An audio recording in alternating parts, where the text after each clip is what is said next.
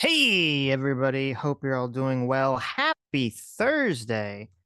Today, we're going to be watching some hilarious clips. We're going to be talking a little bit about some of Trump's cabinet picks. But first, we're going to watch some hilarious excerpts from this Piers Morgan where Dave Rubin and Dave Pakman, they just hate each other's guts. Oh my God.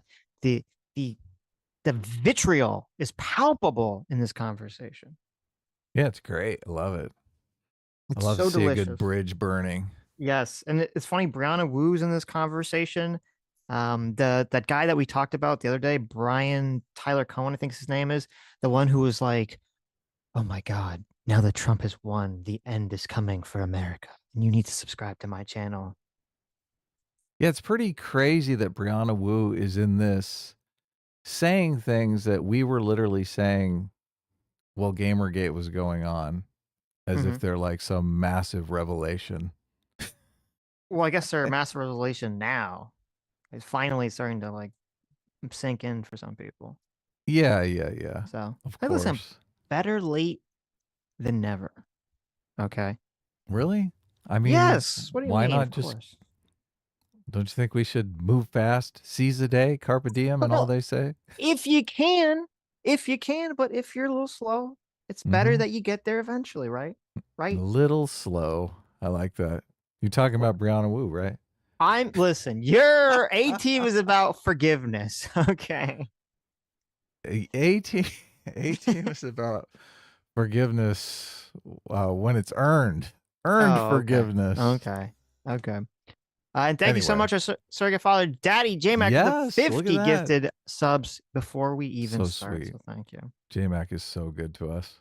I know. What a good guy. So Yes. anyway, What a here, great father. he is. So we're going to jump around and just watch a couple of bits of this, but it's pretty funny. Very clear to me when we spoke before the election that this whole issue of transgenders in sport and so on was completely irrelevant and nobody cared. Let me remind you. You're saying Kamala Harris and Biden have come out in support of this. They do. They support policies which actively protect. They support policies that protect transgender athletes performing in women's sport. And I think that is madness.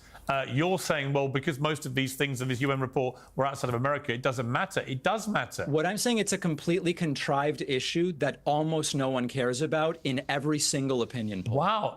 Well, the problem. Uh-oh. Uh-oh. This old chestnut. It is kind of hilarious that right off the bat, Piers Morgan's like, let me shove this right in your face. Let me shove this very incorrect thing you said right in your face before we even get started here. Right, yeah. Especially now that the elections happened and it's just so obviously it was a massive influence. Mm-hmm. Nobody cares about this. I found an article about this. They said that the analytics for that ad, the trans ad, I think Pierce is going to play it, so we'll watch again, was they were claiming that it had a 91% completion rate. So that means that 91% of the people that saw it in whatever market they were producing it or platform they were producing it, they didn't press the skip play ad. They just watched the whole thing. Mouth agape the whole time. Yep. I mean, that you can interpret that in many ways, but okay. Problem is, David, you couldn't have possibly been any more wrong, because the New York Times, the liberal Bible, did a whole piece about the ad that Trump ran, which is the Kamala's for they, them, Donald Trump's for you. They said it was one of the most effective 30-second spots in political history and may have shifted the race, according to her own side, by 2.7 percentage points in Trump's favour after people watched it. Let's take a look at the ad before I come to you. For prisoners. For prisoners, every transgender inmate in the prison system would have access. Hell no, I don't want my taxpayer dollars going to that. Kamala supports transgender sex changes in jail with our money. Kamala even supports letting biological men compete against our girls in their sports. Kamala is for they, them. President Trump is for you. I'm Donald J. Trump, and I approve this message. So, look, on reflection, David, do you want to admit you were completely and hopelessly wrong about this? No, in fact, in the aftermath, we figured out how dishonest you were, Piers, during that. And hopefully we can get a little bit of an opportunity. So let me lay it out. Of course. First of all, I went back and looked. That's such like a class act. He just, oh yeah, I'm the dishonest one. Okay. Okay, let's hear this. This should be good. Right. That's a great way to respond. At the UN report in more detail. The UN report said nothing of the sort that you said. What you were referring to dishonestly was one footnote from an anti-trans organization making completely unsubstantiated claims. So I will wait for the apology from you. The UN report doesn't say that, but that wasn't the crux of your question. Second part of it, that ad with Kamala, I would have loved Kamala to... So actually, just for like a debate purposes, this is a terrible technique. So he throws out and says, you were wrong about this claim that you made in the previous show that no one even knows what the fuck the claim is or understands what's even being discussed here. So that's number one. But then he immediately jumps to the actual claim that's being made. So they come back to this. Piers comes back to it. He has his staff go look up this claim. Yeah, they look it up. Back in Dave Pakman's face later. But it allows Piers to not even address on the spot the claim. Like Dave Pakman's like, you lied about this. And then he talked about something else. So then Piers doesn't even have to address it until he's ready. He can just address the second part of the claim. Right. Respond to it. All she had to say was at the time that she said that, it was Trump administration Bureau of Prisons policy that that's what's available to trans inmates when determined medically necessary. She would follow the law. You haven't said that. And then number three, Piers, on who cares about the issue, I checked Gallup survey, trans issues at the very bottom. The reality is almost no one's trans. Almost no trans people are in competitive sports, and people do not care about the issue. However, there's a lot of money made grifting about trans this and trans that, even from people on this panel. So I get why they keep bringing it up. Ben Ferguson, you burst out laughing then. Would you like to take the first? Well, just, I mean, what the left is going to have to get it. Like, I don't think the pundit class is going to get it. I don't think Pakman or some of these other people are going to get it. But the Democrat operatives and the politicians, they do seem, a lot of them do seem to be getting it. That, like, yeah, if you ask people what are your, top 10 things that you care about, sure, trans issues isn't going to be on the list, or it's going to be at the bottom of the list. But then when they have the poll where it's like, they ask swing voters who didn't vote for Kamala, why didn't you vote for her? And one of the reasons they give, or the top reason they actually give, according to this poll, was we didn't vote for Harris because we thought she cared more about trans issues and bullshit as opposed to helping the middle class. And so, and if you think about it, those two polls actually line up perfectly. They're not contradictory. Because if you ask people, do you care about trans issues? And they say no, that also tracks with them saying, well, that's why I didn't vote for Harris. I don't care about trans issues, and I think she does. Yeah. They keep wanting to say that it's a trans issue. Somebody sent me a clip yesterday that pretty much was saying what we were saying on the show last time we were talking about this. It's not really about trans issues. It's about economic priorities. Right. So, and their economic priorities are just as we've been saying, like they want their tax dollars spent on things that they care about and not things that they don't care about. Right. So exactly. Pakman is saying nobody cares about it. Yeah, that's the point. Nobody cares about it. Right. Yes, you're correct. Nobody does care about it. And when they find out that you care so much about it and you're willing to spend their tax dollars doing these crazy things that nobody cares about, that's when they get pissed. So exactly. And and Harris's response to this, which David said, the whole like, well, I'm just going to do what the law says. That's a terrible response. Such like that's so everyone knows what that is. Everyone knows that's a total pivot. It is a dodge all the way. Yeah. A total dodge. My hands are tied. I don't want to help these trans people, which I totally do. Right. Yeah. That wasn't effective with Biden in the pullout saying, well, my hands were tied. This was the timetable that was negotiated by the Trump administration. Like that's just not an effective defense for your screw up. You're the president or you're running for president. The buck is supposed to stop with you. Look at the duping delight on David's face right now. He's like, I have totally won. Look at this. My lies are working. shot back. Yeah, number one, I've never made any money off the issue, and I doubt hardly anyone that I know, if you want to talk about how few there are making money off trans issues. But that was a very. Oh, hold on, let me see. This part's kind of boring. Hold on, skip ahead a sec. His response? Yeah, it wasn't that good. He has a better response later. They should never have fought on this hill. Lots of senior people now are coming out and saying this was a massive strategic error because you're trying to basically tell people the sky is blue when it's red. Piers, the reality is that this wasn't an issue except for the fact that Republicans made it an issue. There was almost $250 million disinformation campaign surrounding the issue of gender reassignment surgeries among trans inmates. This is a position that Kamala Harris has been virtually silent on for over the last 5 years, but they took cherry-picked a quote from 2019. When was January 6th? Well, I guess it was less than 5 years ago, so it's fair game. Well, the impeachment wasn't. That Stormy Daniels shit was way longer than 5 years ago.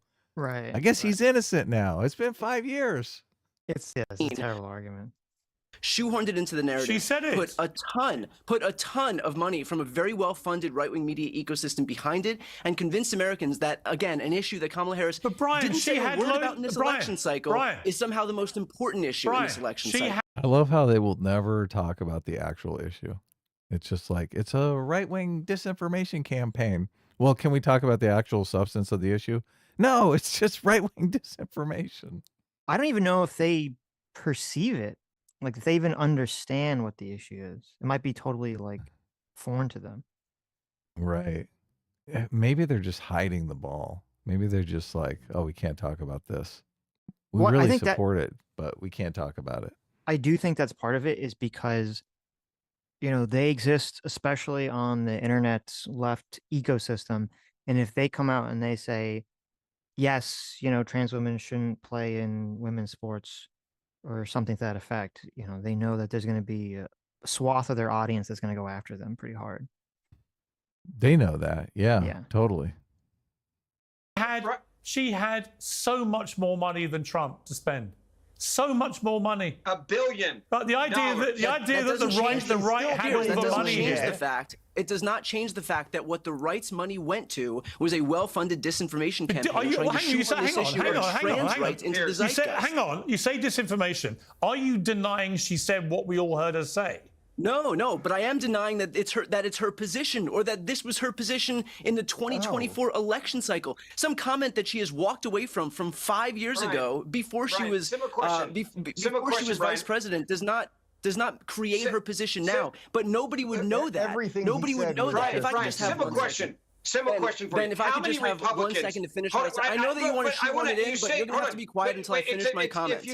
If there wasn't such a well-funded effort, I could do the same thing, bro. I can just talk over you the whole time as well. I'm asking you a genuine question about members of Congress. Name any Republicans that had trans flags in front of their offices, and then tell me how many Democrats had trans flags in the halls of Congress. You cannot tell me this wasn't an issue when there were congressmen and senators that if you walk the halls of Congress had trans flags up. They made it an issue. They made it an issue, man. Do you just want to yell, or do you want to actually have a conversation? Because I know that you love. But this is a good point, and this is the problem with this whole gaslighting campaign. Is it was the left, it was primarily the internet left, that was shoving LGBT identity politics out there into the field and telling everyone you have to accept it. And to do this like backtrack, we're like, well, no one cares about it. It's like, well, then why was there such a push for it in the first place? Why are you afraid to come out against it? If no one cares about it, why are you and so many people on the left afraid to criticize it, to come out against it, if no one cares about it? If no one cares about it, why is misgendering such an issue? Why is that something that you worry about? Why is that something people are being called out for on CNN? Right. Yeah. And also, I mean, I don't think it is an issue. I don't think it's not an issue. It is an issue if you have a situation. Now, this wasn't the ad that was being talked about, the Trump-Harris ad, but it is an issue to me if you have 1%, 2%, 5% of the population of children are, you know, doing some kind of experimental therapy that hasn't really been tested properly. That, to me, that is a big deal. That is something that we should talk about. That's a huge issue. Yeah. love the sound of your voice. But the fact that somebody He wants to yell. Ben, my dude, I know you just want to yell. Like, this is, it's great that you have your own show. You can do that into a camera with nobody interrupting you the whole time. The fact that somebody could acknowledge the humanity of trans people is not the same as the issue of gender reassignment surgeries for trans inmates. And if you ask the majority of Americans, because of this very well-funded right-wing disinformation campaign, where again, a quarter of $1 billion was put behind this thing, that is why the vast majority of Americans thought that she was right. Okay, look, hang on, before I come to Dave Rubin, I actually. This information campaign, Adam. It's not real. I know. This just screams of cope. Mm-hmm. Okay, and they bring Brianna in. You, friend. I can't be wrong. You and the Democrats are completely wrong. Hold on. I'm really excited today to talk about how everyone here is wrong. Yeah, David, I love your show. I consider you a friend. I can't be wrong. You and the Democrats are completely wrong about what trans people need. We don't need you advocating for, trans vaginoplasties in prison. We need to retreat back to the basics of what we need, which is HRT and healthcare. And the problem is the Democrats have been captured by this fringe left that's redefined what trans means to all this non-binary nonsense and all this stuff that has nothing to do with how we got our rights in the first place. Ben, you can appreciate this. I was the first trans person to ever transition at Ole Miss, our alma mater. That was very, very different. It was 20 years ago, toddy. And the thing is, the way I got equality and got people to respect me in Mississippi was not by screaming at them or lecturing them about my pronouns. It was getting them to see my humanity. This is something trans people have just completely lost. And the problem is the Democratic Party is unwilling to call out these bad actors. And because of this, we are having a conversation that does not serve trans people. Piers, I am begging you, on this show, stop inviting the stupidest leftists on to make the argument for trans civil rights. Let some people actually understand this stuff. And oh my gosh, she just called or implied that David Pakman and Brian Tyler Cohen are stupid as fuck people. No, I know. I know. Look, we've been making this argument for years. Like years we've been making this argument. Yes. That the left is using trans issues to gain political power and throwing trans people under the bus at the same time. Like trans people just want to live their lives. Yes. Well, that and that's that is part of the issue that she's talking about, is that the average trans person, they just want to transition and then go on in their lives. They don't necessarily want to insert themselves into women's sports or women's prison, become activists, right? Or become activists or do any of this, nonsense. And if that's all that people see in the political sphere is just, the craziest internet trans people or people that aren't even trans, that are like, non-binary, cat gender or whatever, that association is going to be spread to being like, everyone's going to think that's what a trans person is. And it's going to hurt, trans rights as a whole and people's ability to exist in society without being, attacked and stuff. It's going to create negative stereotypes of trans people. Right. Yes. Right. Yeah, exactly. We've been saying that for like 5 years. I know. Yeah. Like, come on. This is core Sitch and Adam here. I know. Well, listen, I'm glad Brianna's talking about this on Piers more. Okay. Right. I do think though that this appearance, Brianna's appearance here, she's been starting to get attacked by like Hassan and other people on the left, but it's sort of like they're kind of tepid about it because she's trans and because she was such a big name in Gamergate and all this other stuff. I think that's going to change with this. Yeah. Oh, yes. I think that she's going to see a lot more left-wing because she totally hilariously just throughout this whole appearance, throws Pakman and Brian under the bus here, just kind of like steps all over them. Yeah, we don't need your stupid trans activism on your shows. You're making us look bad. Yeah. Yeah. Yeah. She tells him, shut the fuck up. It's great. It's great. Look, Pakman, remember that duping delight smile he had earlier? Look at him now. He looks like someone just ran over his dog. It's funny because they're like, can I attack can I go against a trans person on trans issues? Am I allowed to do that? Yeah. How do I interact with this situation? Why is she not using the "this is not an issue" thing that we all agreed to use privately, right? Right. Why is she saying that this is an issue?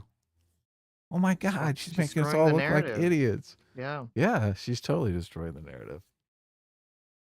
Dave is laughing because you understand integration as a gay man. You know exactly what I'm talking about. You've done the same playbook your whole career. Well, this works. This is how First you off, got I'm gay only marriage. gay. I'm only gay starting at 10 p.m. What time is it? We'll have to check on that. But actually, you're completely right. Brianna, you're completely right. What's happening with the left is that Oh, that's like daggers in their hearts. I know. Dave Rubin saying, "You're completely right. You're completely right." It's like with the, when Anna had her birthing person tweet, and they're like, Ben Shapiro agreed with you. Yes, It's like, yeah. Dave Rubin agreed with you on Piers Morgan. Oh my God. How far away is Brianna Wu to her "I'm leaving the left" video? Can we get a betting poll started on that? I don't think that's gonna happen. I don't think that's gonna happen. Yeah. She's saying, "Look, I'm a Democrat." Mm-hmm. I don't know, her views on the issue are virtually identical to ours, except for the fact that she says, "I'm a Democrat, I'm a Democrat, I'm a Democrat." Right. these saviors, these progressive warriors that you see in these boxes here, think that they know more about these people than they know about themselves. Absolutely ridiculous. And by the way, Look, he can't contain himself anymore. Pakman's like ready to open up. Absolutely ridiculous. I cannot believe this. By the way, this has nothing to do with a well-funded evil money machine that the Republicans were doing. There's something called boys and girls. And Rubin's they are the right guy to different. talk about and that, most isn't parents, oh God, you're such a smug prick. Listen, most parents actually want to defend their daughters and don't want them to have the crap kicked out of them by boys, and they don't want them to be playing boys in soccer or any of these other things. That is a defense of girls. Yeah, well, that's part of it too. I think it's more just that people don't if they say, okay, if you can't get this issue right, which I understand, maybe I don't understand the complicated economic issues, but people understand this issue, and they're like, if you can't get this right, if I can't trust you on this, why would I trust you on anything else? Yeah, that's exactly what's going on. I don't know if you're going to jump forward, but Brian Tyler Cohen, is that his name? It's so funny because he's like, oh yeah, I wrestle with girls all the time. I'm like, what? I do They have put the you on time the code for girls that. team? Yeah, I do have the time code for that because Brianna's like, no, you're what's wrong with everything. Stop. Why would you say that? They put him on the girls team? For real? It's weird. Yeah, he says, well, no. He says that he wrestled for 10 years and that it would be a regular occasion for men to wrestle women, which I mean, listen, I never wrestled at school or anything, but that seems a little strange to me. Yeah, seems doubtful.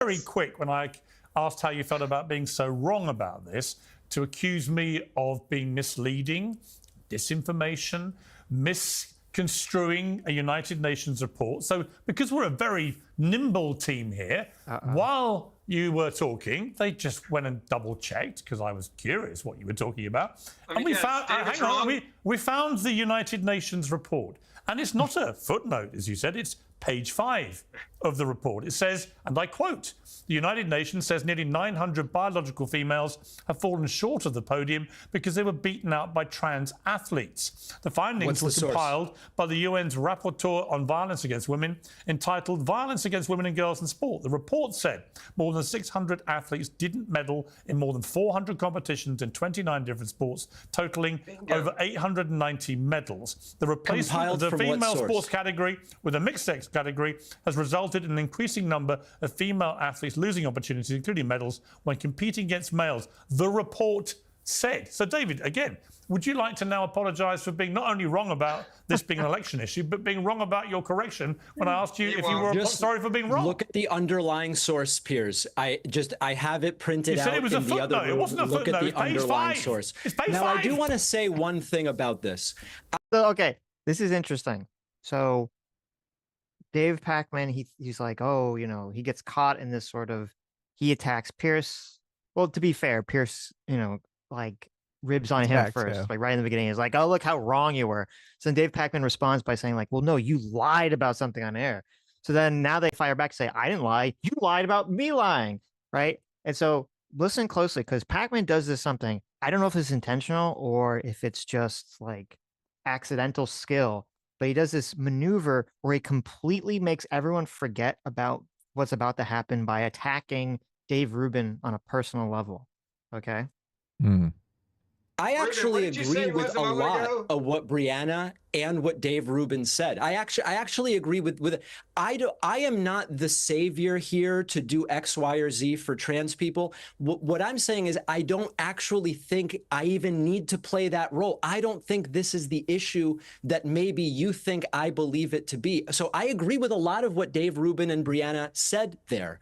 I do think it's important to consider that when Dave Rubin talks about well-funded this or that, his Russian money source just dried up, and he's the last person who should be talking about funding sources. And to be honest, Dave, hold on a second. Hold on. Now Ben's jumping. Everybody's jumping. Hold on a second. I can't even hear Ben. Why would Ben jump in? I'm not even addressing Ben. I think Dave's a little upset. I think Dave's upset that. Okay, look at this. This is a genius debate tactic, right? You get caught in a lie, and then you just throw out something so incendiary that everyone has to like attack it instead. They completely forget about that maybe you were lying about something or got called out and you were wrong about something.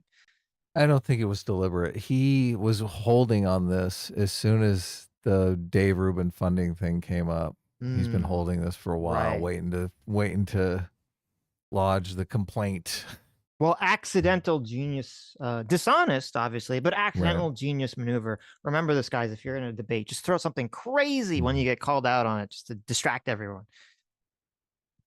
Hang on, you made a very direct charge against Dave Rubin. Let Dave Rubin reply to that. Because no one believes your BS anymore. Jesus Christ, these people are so They've been pathetic. indicted, Rubin. The Tenet Media people were indicted. I got indicted. He was not indicted, and it said in the report, if you weren't a smug prick, to quote him earlier, I didn't say Rubin was indicted. I just said the money dried up. That Dave Rubin and the others involved did not know about it, and this is why people think you're kind of a jackass. Yes, this is why everyone hates progressives. Putting words in my mouth. This is the reason why you read the. I didn't say he knew he was getting paid off. I just said the money dried up. I know. I'm so innocent here. It's weird because I remember a time period. I don't know how this evolution occurred. I remember a time period when Pakman was like a more middle of the road, like straight news guy. He was just trying to do like the news, more, he put his opinion in there, but it was more like neutral-ish-esque, I guess. I remember him talking to Carl way back in the day and everything. It's somewhere along the journey, like he's just become the ultimate hack. It's so interesting. Yeah. It's bizarre. The report, and by the way, Pakman, if this happened to you, and in the Ben's report coming it said to you were His original argument was you can't trust Dave Rubin because he's getting money from the Russians. Right. But then he's like, I never said he knew he was getting money from the Russians. Well, then can't you trust him? I mean, if he doesn't know where his funding source is coming from. unaware. If it said that you were unaware, I would defend you because I don't think you indict people for things. I'm when the federal defending government Dave. says in the I'm indictment, defending Dave Rubin. in the indictment, I'm that defending they him. had no. He should listen. He's defending Rubin, right? Didn't you get that from the conversation? He's defending. I mean, the Dave original Rubin. charge was you can't believe anything Dave Rubin says because he's being paid by the Russians. He's defending him. Okay. As someone who's launched this charge against others, I think they have to kind of know where they're getting the money from and be hiding it. Right. I think it's so slimy. He's like, oh, let me attack your character. Well, I'm defending you. I'm defending your character. Right. Oh, I know. Come It is on, bad. man. What is this? Knowledge of the money where it was coming from. So don't be. I'm defending Dave on that note, but the money dried up. Pakman, you're being a tool, man. You are no real Pakman, which I'm quite good at. Can we get back to You know, I don't know why you threw in the Pakman reference, but okay, sure. Now, Brianna's sad. I know. Wants to She's get like, back to the actual please. topic. I know. She's like, we were talking about me. Remember? This is more important. Okay, this is definitely more important. This is more fun, at least. because your audience is purging you and you're running out of subscribers and you're Let's in a talk doom about loop. that. And the reason is no one gives Piers, pardon me, a shit about this woke bullshit anymore. So this is in reference to, if you remember the, Pakman, when we covered it, Pakman went on his channel and he's like, it was like right after the election, he's like, I have lost 2,000 subscribers out of 2 million. And I had to call every single person I know and set up an emergency meeting. I had to call Sam Cedar and Brian Tyler Cohen and every single person go, oh my God, guys, it's coming. The great unsubscribing is coming. The nothing is on the verge of our doorsteps. Yes, exactly. Yes, the nothing is right there. So let's see, now that like a couple days have passed, and let's see if the hysteria has changed in Pakman's mind here. Go back just a little bit, because let's hear that play out. Because that's the part where I love when Piers Morgan chimes in.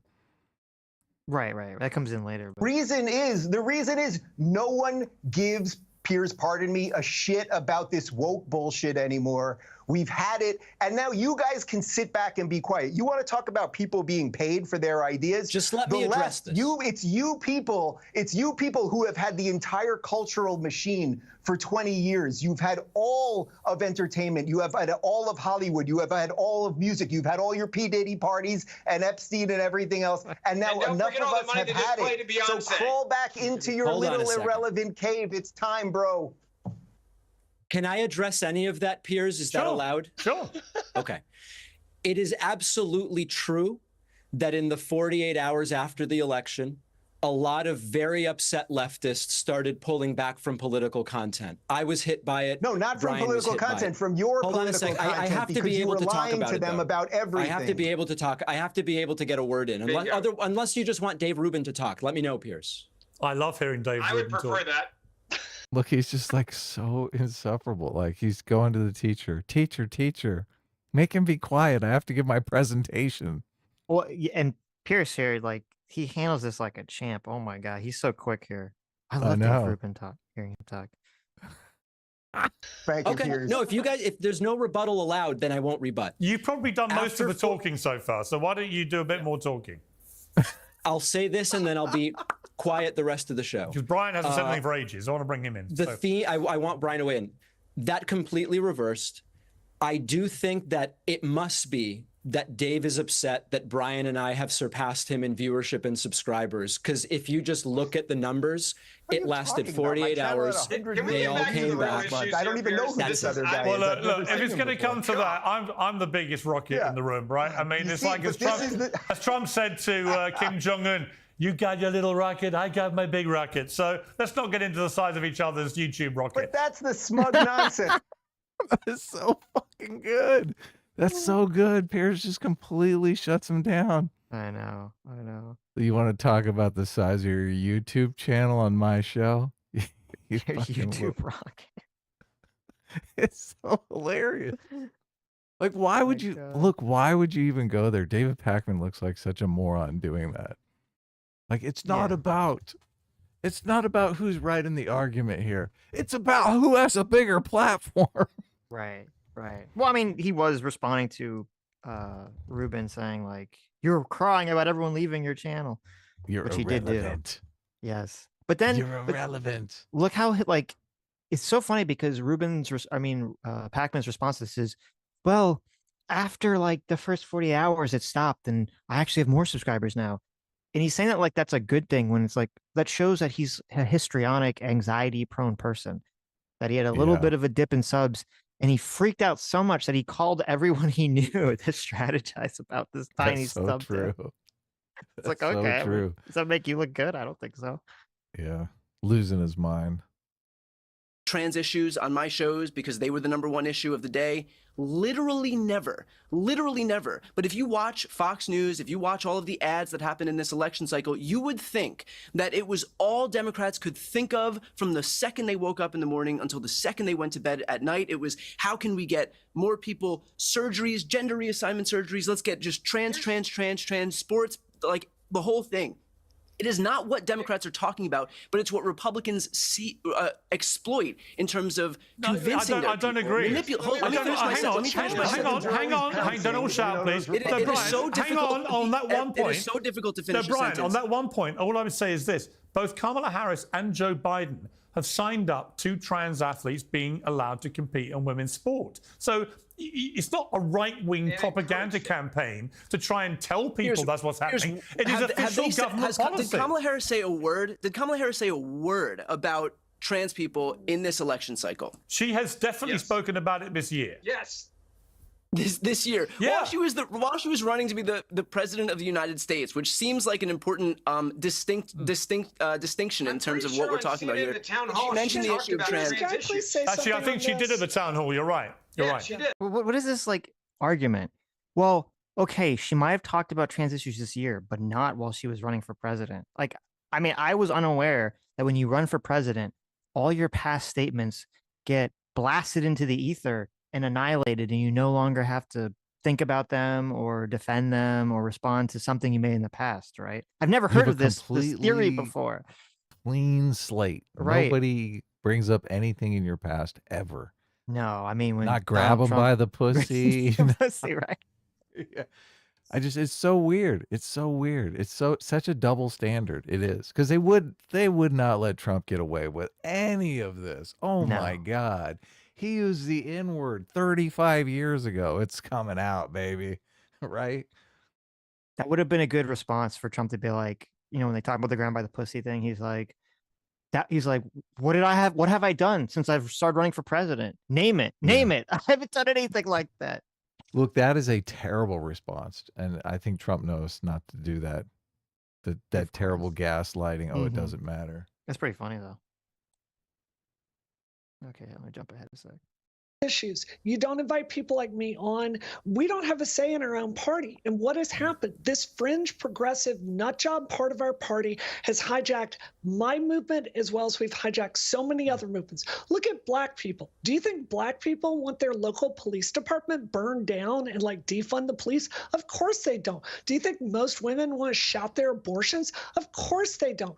Trans people are just the latest victim. And the problem is the left, like respectfully, trans people don't have a voice on the left, so you're listening to this non-binary, communist, Hamas-supporting fringe, and they're the ones talking to Kamala and saying, like, look, unless you stand with, like, vaginoplasty in prison, you're a transphobe. So, of course, the entire party is going along with that. The problem is then it gives Ben and his ilk this ammunition. So they're the only ones talking to America about these issues. You heard him say a bunch of stuff here that's just not true. Okay. And we have to deal with this. What did I say?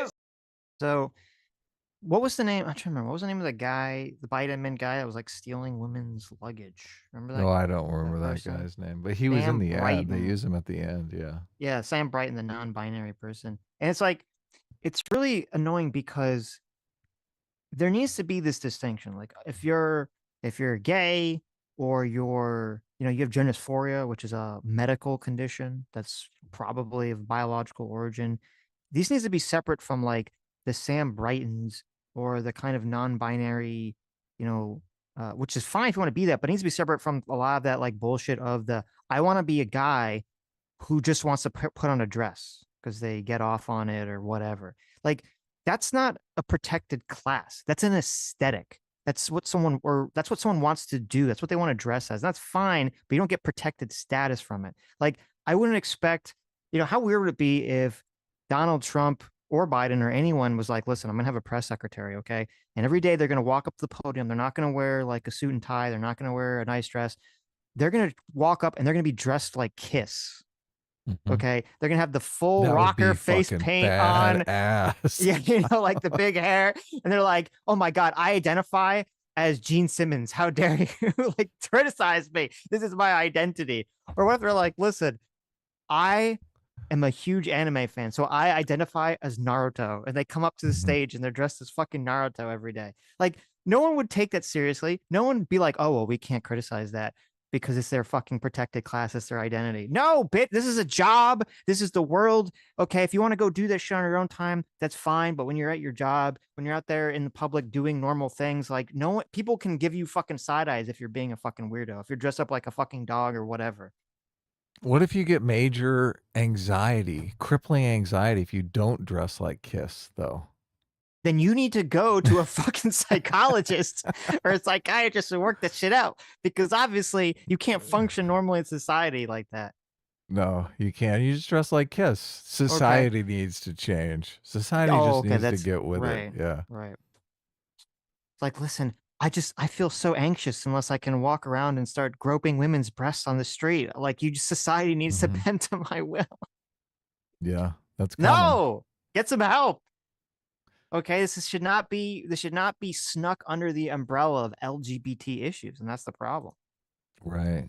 It is, though, just because that person, it's a crippling anxiety that makes that person, knocks him down the oppression hierarchy, makes him oppressed by life and therefore deserving of doing whatever they want to do. Right. Yeah. Right. Unfortunately, that's the case. Not that I would be against having the press secretary dress up as Goku. I think that would be super cool. Yeah. That'd be really cool. And then when they get mad, they could have someone run out and change their hair to blonde and they could go Super Saiyan. So it'd be cool. Can't they just come out and say, look, I'm dressing like this because I feel it. I like it. I gain power from this outfit. This is my style. Do you think what's wrong with that? Do you think I agree with you when you try to make it a protected class. Right. But as long as you come out there and go ahead, make fun of me. It doesn't matter. Okay, here's the thing. I really know this is how we're gonna get like Russia and China to take us seriously. We have the Secretary of Defense. They're gonna dress up, okay, like Frankenfurter from Rocky Horror Picture Show. Okay, with the garters and everything, and just go into the meetings with Xi and Putin like in that outfit. It's a power move. Just have your cock basically bulging out of your little tight women's underwear. Okay, I think that will make them take America's threat seriously because they'll be so freaked out by it. Like, what's happening here? Yeah, I don't know that that's a good negotiation tactic, but you don't think so? I mean, you don't know until you try it. Yeah, exactly. Listen, Trump's the guy to do it. Okay, he's like the chaos candidate. My God. I guess the fascism thing would be taken off the table immediately, right? They're like, oh, look, he's a transvestite, so well, it wasn't fascism, it's fashion. Oh, okay. There you go. Get off this thing, exactly. because people don't want to hear it. You realize the only time that I've heard this issue... Let me give Brian the final word on this. Brian? Yes. The only time that I have heard or debated this issue is literally with you and other people who accept right-wing framing on this issue. So the only people who are continuing to perpetuate this as an issue, it is right-wing framing because I'm not right-wing. So how can it be right-wing framing? We're not talking about it. Again, the only time I hear about it, you can watch MSNBC, you can watch communist, Marxist MSNBC all day long. You will not hear this issue. The only reason that it's put into the zeitgeist on a daily basis is let me bring in Dave Rubin. Dave Rubin every day on my show. They talk about this stuff. Listen. How about let's try it this way with a simple yes or no answer. Let's try a simple yes or no question to Pakman and the guy in the hoodie. Right there. Let's try it. Let's try it this way. Right there on my phone. MSNBC. There's LGBTQ in breaking news right now on MSNBC. Like, I love calling out the BS. It's right there, MSNBC on my phone. Dude, I don't know what that is. Like, you guys are so easy to fact check. Dave Rubin. Oh my God. Dave Rubin. Yeah, Piers, I'll try this very simply for our progressive friends here, for Pakman and the hoodie guy. If you guys have, I don't know if you guys have kids, but if you had a 14-year-old girl and she was a wrestler, would you be okay? Yes or no? No other words. Yes or no? Would you be okay with her wrestling a 14-year-old boy? Well, it's interesting that you say that because I wrestled for a decade, and men and women wrestle together. That's how it works.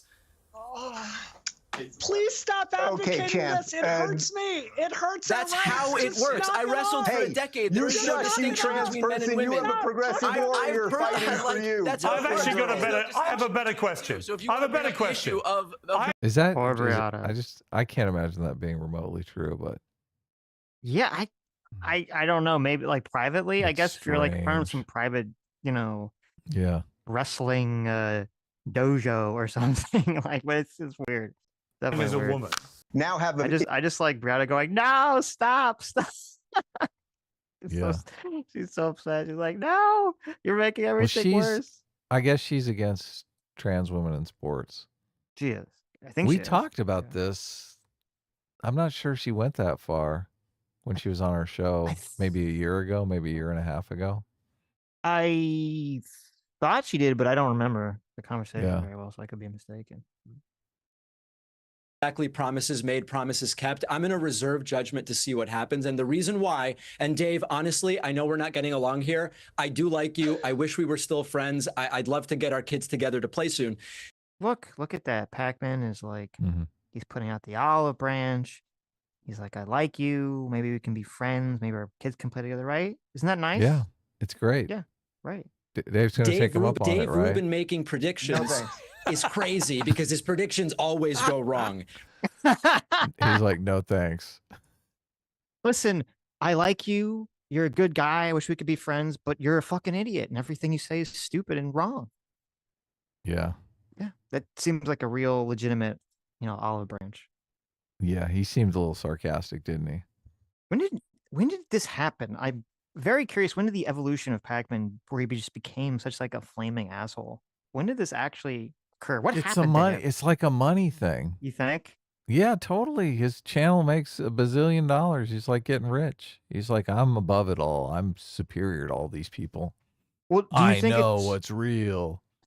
Do you think it's the money makes him and the success makes him egotistical, or that he knows or is learned that being an asshole is what gets him the success and money? Because I feel like that's probably what happened. Yeah, I don't know that he's I don't know how he conceptualizes it though. But you're right, it could be either way. It could be like just an act. He's like playing it up for the camera. But really, he turns the camera off and he's very humble. Nah, come on, Sitch. You actually believe that? Well, no, You think I'm not he turns saying the it's like- camera off and he's like, it's just an act for the camera. Well, no, I'm not saying it's just an act, but I wouldn't be surprised because I remember like way back in the day, like I remember way back in the day, there'd be a lot of other left-wing YouTubers and their channels would be growing very quickly and Pakman's wouldn't be. It'd be growing very slowly. He'd be getting low views. And it's because he was just sort of doing the straight news angle. Straight news or more normal commentary. And I'm sure it just wasn't drawing an audience because if people want that, right, they can go turn on cable news. They don't need to go to YouTube or whatever platform else that Pakman's on to see that.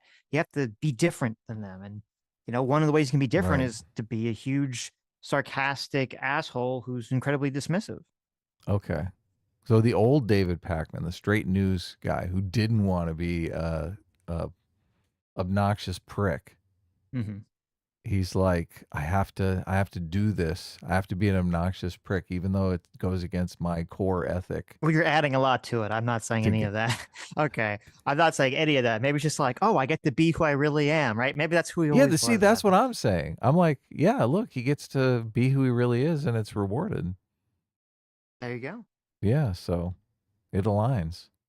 He is a smug, obnoxious prick. Red wave for Republicans in 2018 didn't happen. 30% black vote for Trump in 2020 didn't happen. Republicans get 54 Senate seats in 2022. I've got a list of 30 Rubin predictions. They're always wrong. So I'm going to wait and see. I'm going to wait and see. I can see why you're looking for new friends, Pakman. He's so happy too, Pakman. He has like this huge smile on his face. Oh, he loves going after Dave Rubin. Maybe bring in Brian. I mean, Brian, Sure. I thought it was very interesting, this meeting between Trump and Biden. They obviously can't stand each other. They've abused each other all year. But Biden did show him the respect of bringing him to the White House and shaking hands, and they talked about a smooth transition and stuff.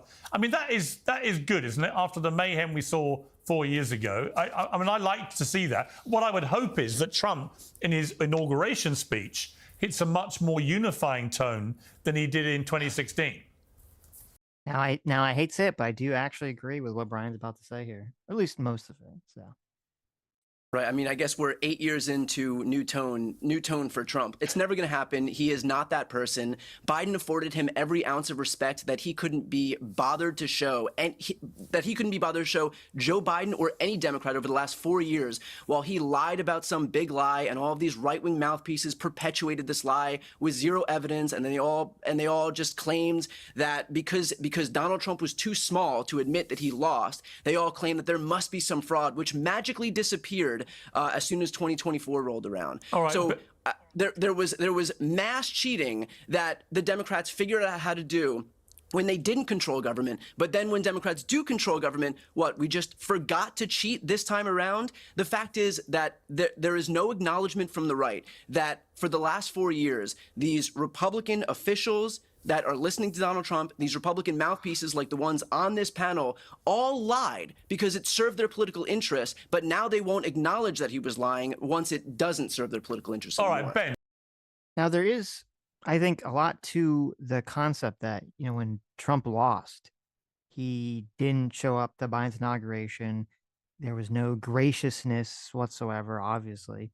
Well, he stole the election from him. Well, yeah, exactly. He said, "Oh, they stole the election. They stole the election."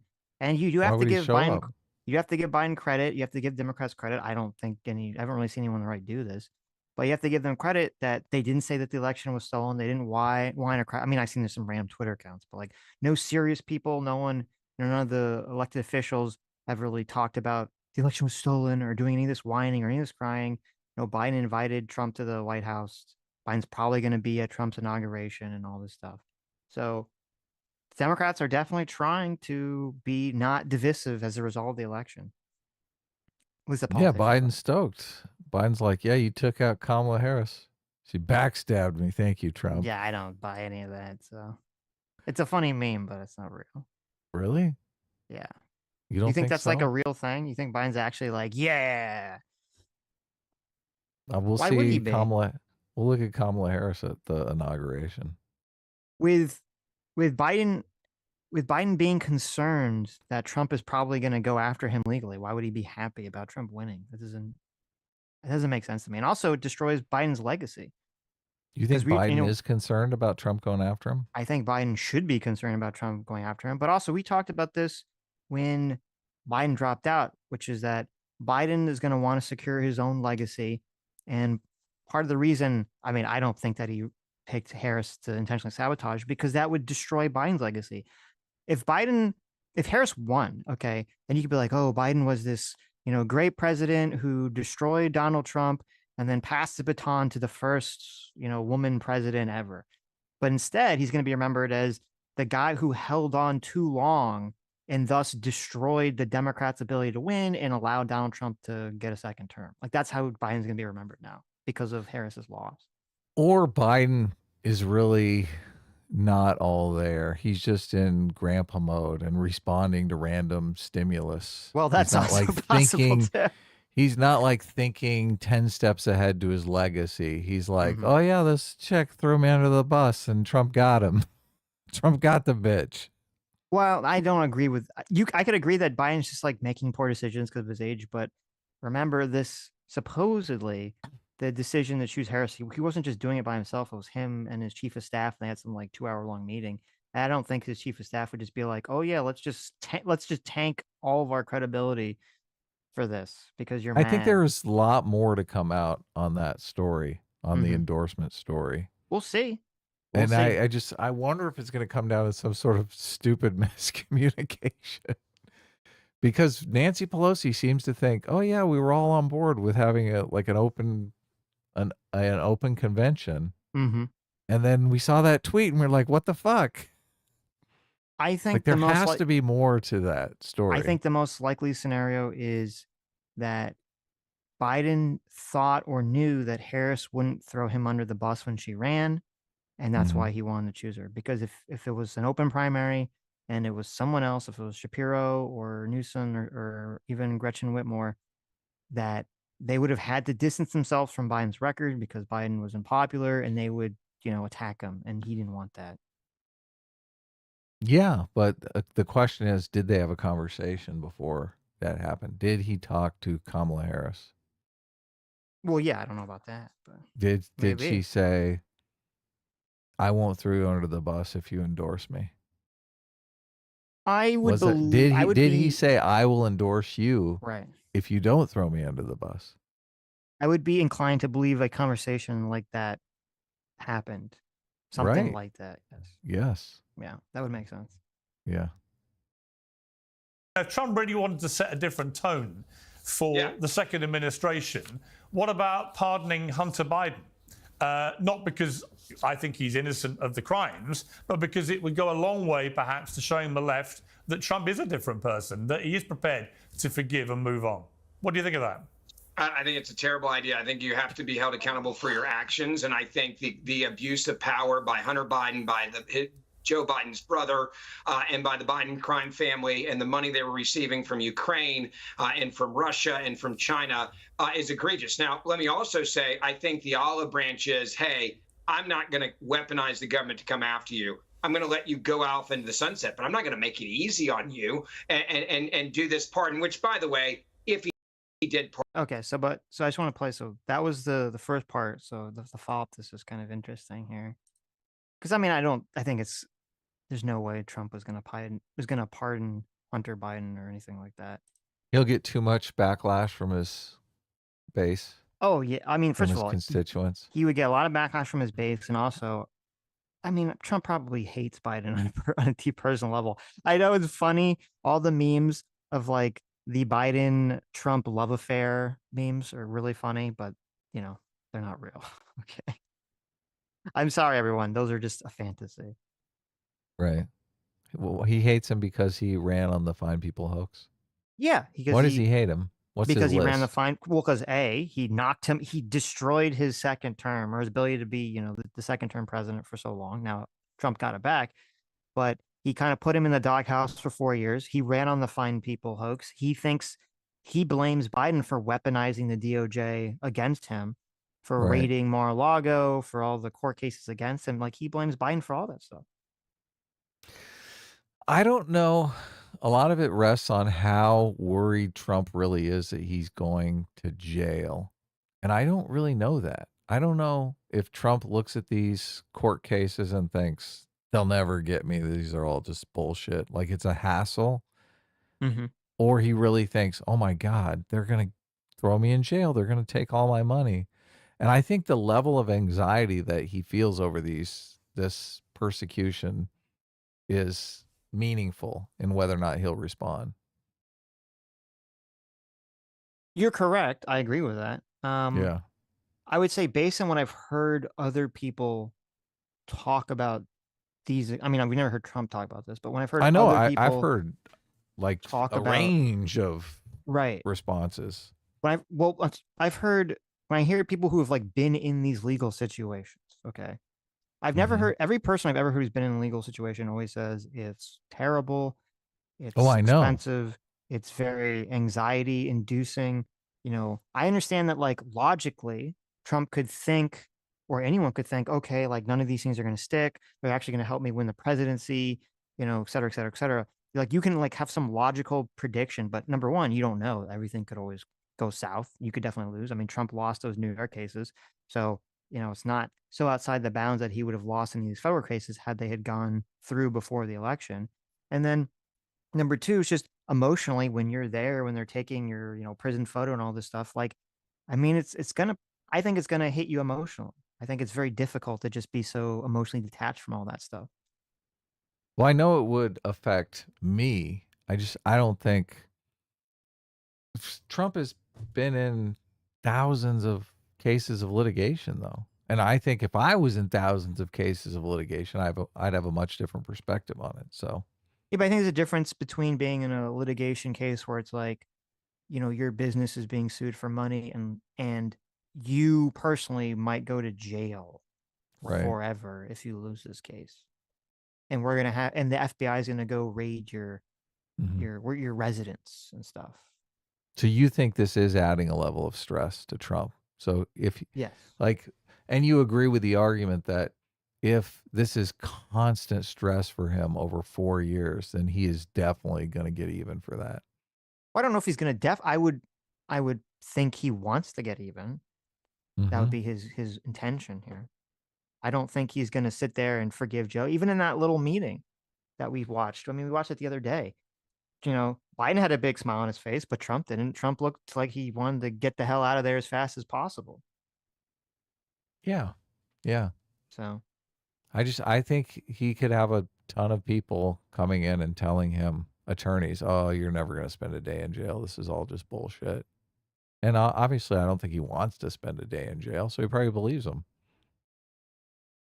I'm skeptical, but we'll see, I guess. We'll find out. So Can I ask a question here? Yes. Ben, do you think that Donald Trump should go through with his sentencing then, because everybody should be held accountable for their crimes? I don't know. I think the whole thing was a farce. I think the whole. Do you think that the whole Donald Trump Stormy should be Daniels case?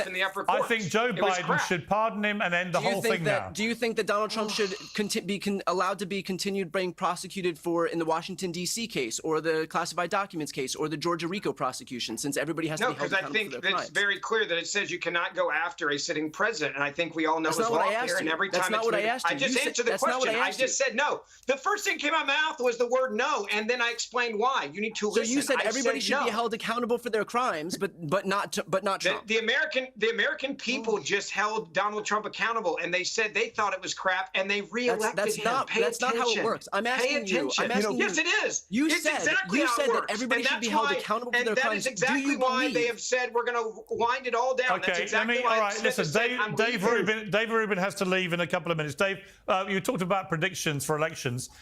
I think it is very indicative that, you know, the guy in the bottom middle, he's like, Donald Trump should 100% not pardon Hunter Biden. People need to be held responsible for the crimes.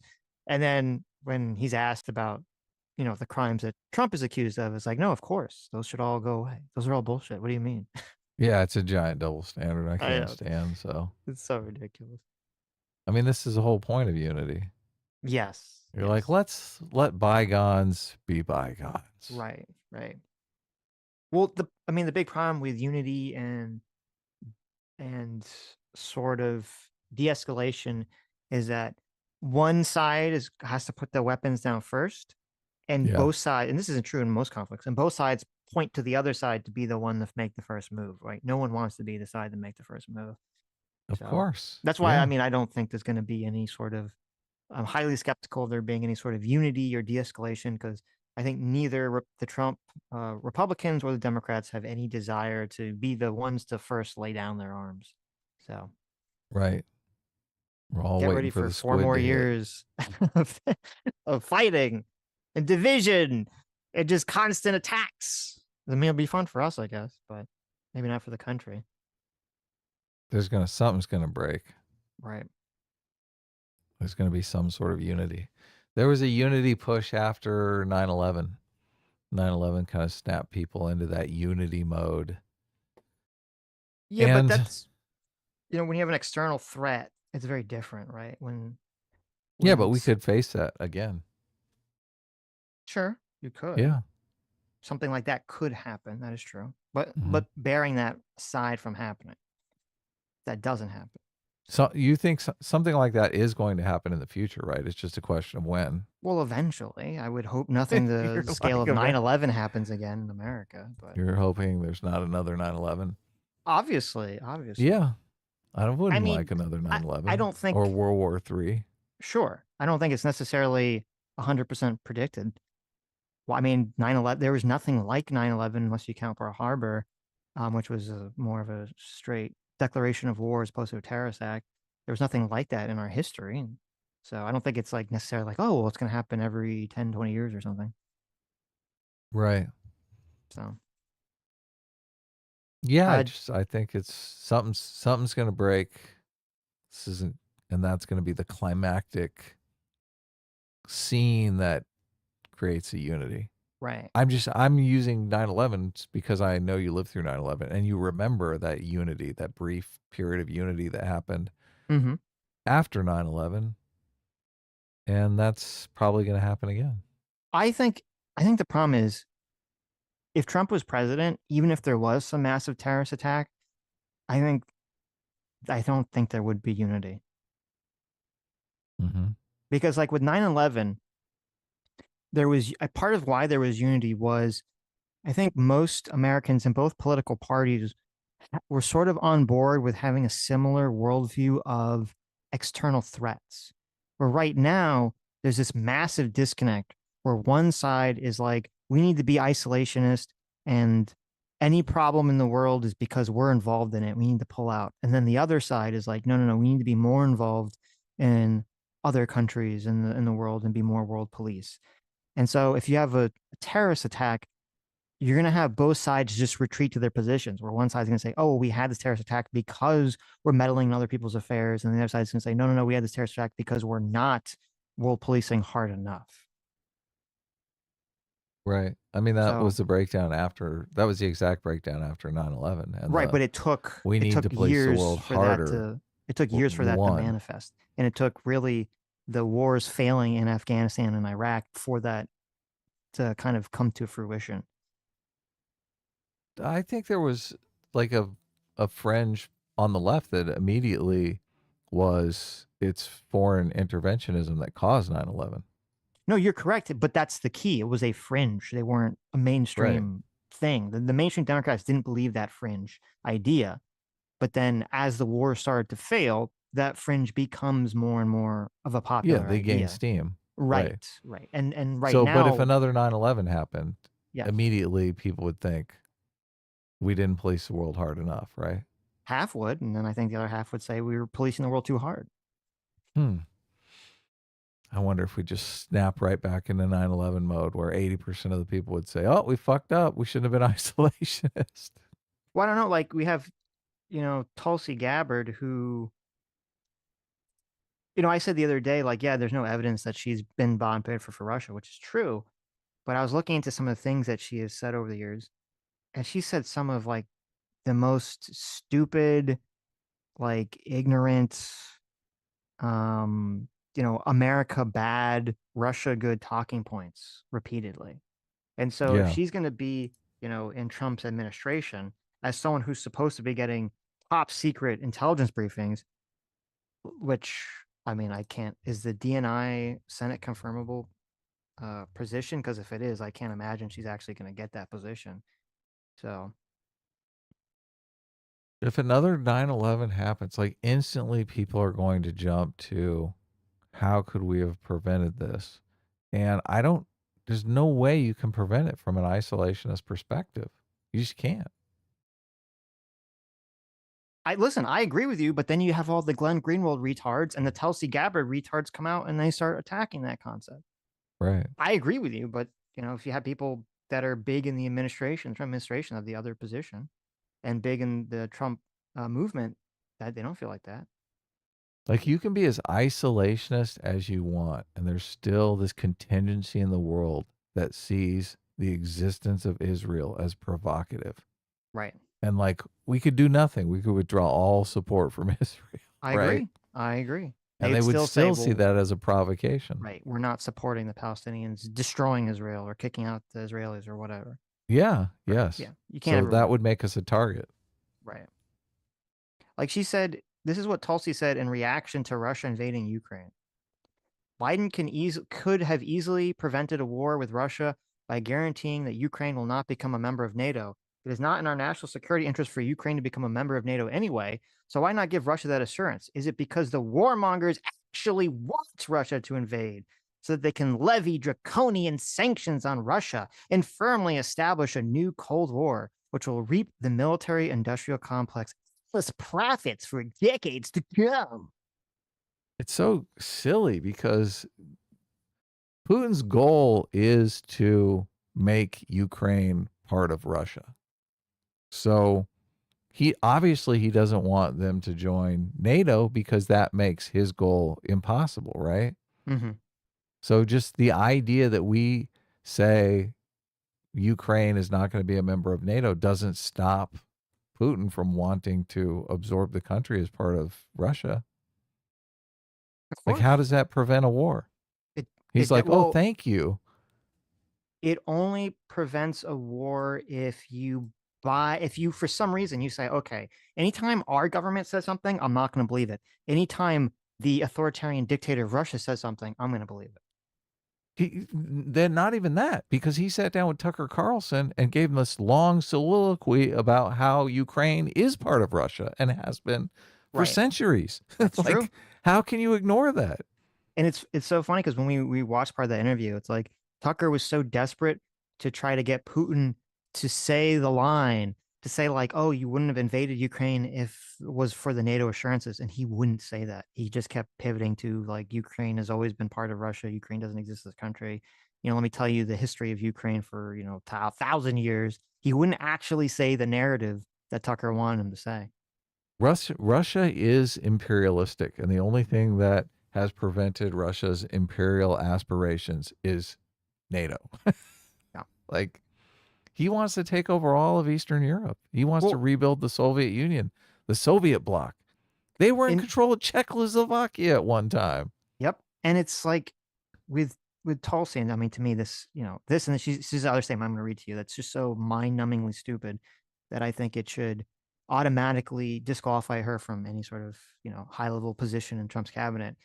Is, we went through this as a country. People have a very short memory. We went through this exact conflict when George W. Bush was president, where he was pushing for the country of Georgia to be part of NATO. And France, and I forget, some other NATO country were like, no, we don't want them to be part of NATO. That's going to piss off Russia, and Russia's going to start some shit. So in order to appease Russia, we will not allow Georgia, the country of Georgia, to join NATO. And what happened? As soon as that happened, did Russia say, oh, okay, well, they're not going to join NATO, so we're just going to be nice neighbors? No, literally like a month or 2 months after they said Georgia's not going to be NATO, they fucking invade Georgia, and they take out the leader of Georgia and they put in their own puppet. As soon as they say they're not going to be part of NATO. This is how they ran all the Baltic states when they were the USSR. Yep. Yeah. And actually, I was listening to this interview. It was interesting. The Ryan Macbeth interview where someone was talking about the military industrial complex. And he brought up a good point, which I hadn't thought of. It's not like a perfect point. There's some flaws with the reasoning here, but where someone's bringing up like the military industrial complex controlling the government. And he was like, well, he's like, the military industrial complex, it's like makes up these, five companies, and he names the companies. And he says, if you had invested in those companies since like 1960, your return on investment would be basically the same as just the SB 500 if you just invested in the stock market as a whole. Yeah. And his point was, but if you look at like these big tech companies, those are like wildly, astronomically made so much more money than any of these military industrial, complex companies have made. And so the idea is, if you think money and the corruption of money is just influencing all the government, why are you pointing the finger at these industries that are basically in line with the rest of American business and not they're not making that much money. Right. Not the ones that are just making 10 times the average of all these other companies. These are the ones that, if it was really money driving everything, these would be the ones doing that. They are the tech stocks that he pointed to, though. Yeah. So. Exactly. Yeah. It is an interesting thing because I did notice that same exact thing in that talk. Yeah. I can't remember the name of the guy who it is, but yeah, he was saying that the stocks that people usually call the military industrial complex, like Lockheed Martin, these kind of stocks don't really do that well. They're not like epic return on investment. So, but people got to do the business that they're in. So it's not necessarily they could still be driven by money, especially if you're in an industry like this where there is no public that you can go to. Like all of their money does come directly from the government. So if we did reach some sort of utopian situation where nobody needed a national defense, they would go out of business. And then the other tweet that she said, this was like from a year ago, that I saw this and I was like, oh my God, she should be automatically kicked out of Trump's administration for this tweet. So bafflingly stupid. And it doesn't even align with Trump's foreign policy goals, because a lot of the like America First isolationist policy goals are built around the idea that other countries should be spending their own money and their own military assets to protect themselves and their borders, right? That it's why should American, this is like the fucking Trump foreign policy idea that a lot of people on the MAGA side want. Why should America spend its money and use its resources to police the world? Right? Yeah. And so one of the ways to actually do that, to manifest that, because right now everyone's worried about China and China trying to, grow and encroach on the region to take over Taiwan, which would mean that they'd have control over the majority of microchips, or not microchips, but the chips that we need for all of our high-end electronics. And you can better believe that if China has control of those chips, they're going to be putting shit in them to spy on all our stuff and steal all of our stuff and to make all our stuff fail if they need to, because China's obviously not our ally and they're completely not trustworthy whatsoever.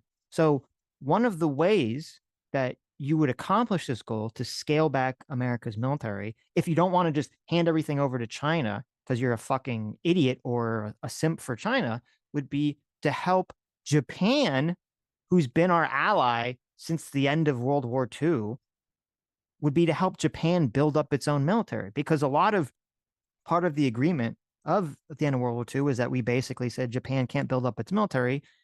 It's been 70 years. Japan's been our ally pretty steadfastly. I don't know about you, but I don't think most analysts are worried that Japan, the second they start building up their military again, is going to go back to fucking World War II raping of Nanking and shit. Okay. And so, so you should be, so I would think that if you're America first, or if you were just not an idiot, not just a total retard, you'd be in favor of our ally Japan building up its military again. But then here comes Tulsi Gabbard, and she says this, and she's saying this on, like, maybe she's just saying this to appeal to some, like, old people in Hawaii that are still mad about Pearl Harbor. She says this around Pearl Harbor. She says, as we remember Japan's aggression in the Pacific, we need to ask ourselves this question. Is the remilitarization of Japan, which is presently underway, truly a good idea? We need to be careful that short-sighted, self-serving leaders do not end up bringing us again face to face with a remilitarized Japan. I mean, that could just be Hawaii politics. It's so, but this was last year. She's not even in Hawaii politics anymore. Oh, okay. I thought it was further back than that. So no, this was last year. I'm just like, what the, like, this is retarded. Holy shit. And you want to make this woman be in charge of intelligence operations in America? Fuck. It's so super good staff. Oh my God. You'll have a great staff. It'll be fine, Sitch. Okay. Don't worry about it. Okay. Holy shit. When I saw that tweet, I was just like, no, just give her some bullshit job, make her ambassador to some country or something. Don't give her something important. That's a retard take. Ambassador to Alaska. How do you like that? I like that. Would that be a good job? Make up a new position, right? You are official ambassador to Alaska, Tulsi. Thank you so much. You were so essential in my campaign. Sir, Alaska's a state. We don't need an ambassador to them.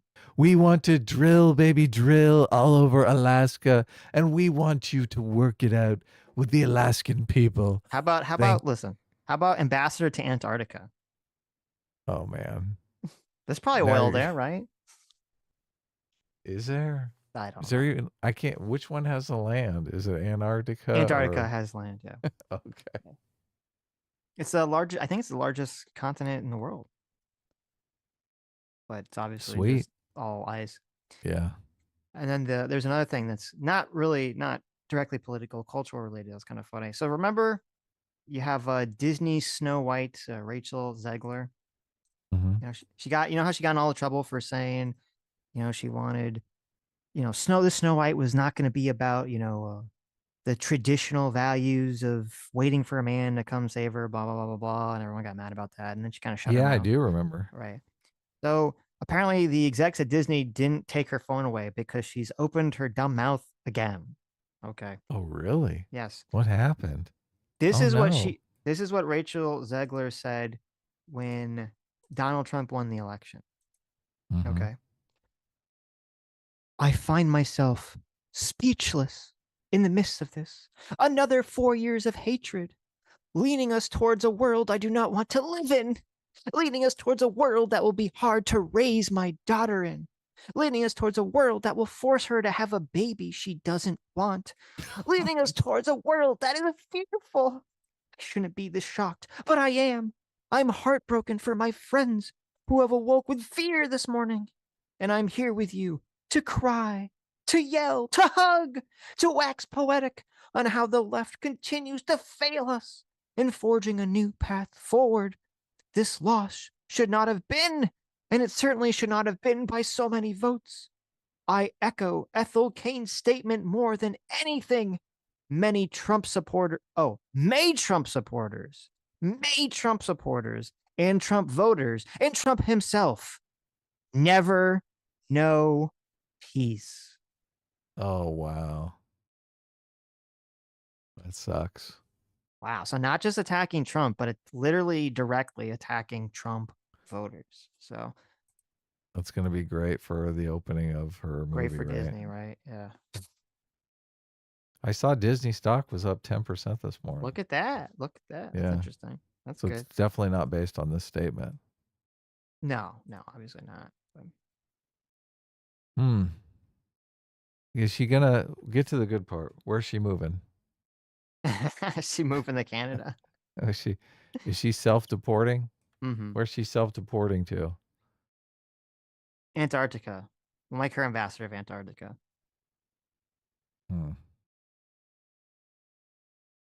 Okay. Wow. Poor thing. M8566 for $5 says that ad, the trans ad, was really effective. I was sitting at a bar when it came on. One guy started laughing about Kamala's comments, then most of the bar joined in. Look at that. Oh my God. That says it all right there. That's pretty bad, yeah. And then you've got Brian Taylor Cohen sitting in the corner going, "It's not we. We have not talked about trans issues." I mean, I think Sagar's point from the other day is just so right on. It's like, well, if the Republicans just said, well, we're not going to talk about abortion, it's like, okay, Democrats are going to bring it up. You're going to have to address it. Like, what do you mean? You can't just say we're not talking about it. It's an issue. It's out there. Yeah, it's so weird. Oh, did you hear? So the Infowars had to go bankrupt and be sold off to pay for the Sandy Hook's lawsuit stuff. No, really? Wow. And guess who? This is kind of surprising. Guess who bought Infowars or is trying to acquire Infowars? Who? The Onion. No way. Yes.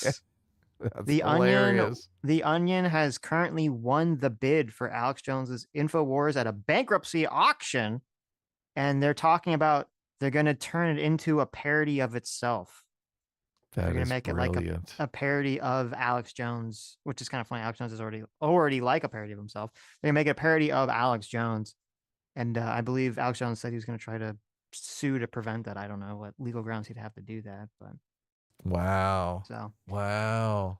It's so kind of funny. Infowars is sold off. It's no longer an Alex Jones production. Nope.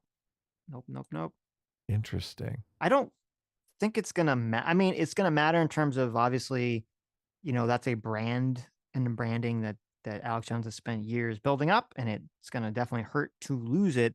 But I imagine Alex Jones can just, start the Alex Jones show somewhere else, and it's not gonna, he's gonna get a bunch of followers and money and everything's gonna. Yeah, go it's back hard for for me him, to so. imagine it being worth anything, Right, without right, yeah. Alex Jones. Yeah. So it's not like the Onion's like, haha, we bought Infowars. Now Alex Jones has to work for us and read our script. Like nothing like that happened. So, but it is an interesting story. JMacker Circuit 5, thanks so much for the $20. Says, speaking on this topic, check AOC's bio on Twitter. Notice anything missing? Yeah, you pointed this out. Yeah. But Sitch seems to think that it changed months ago or in February.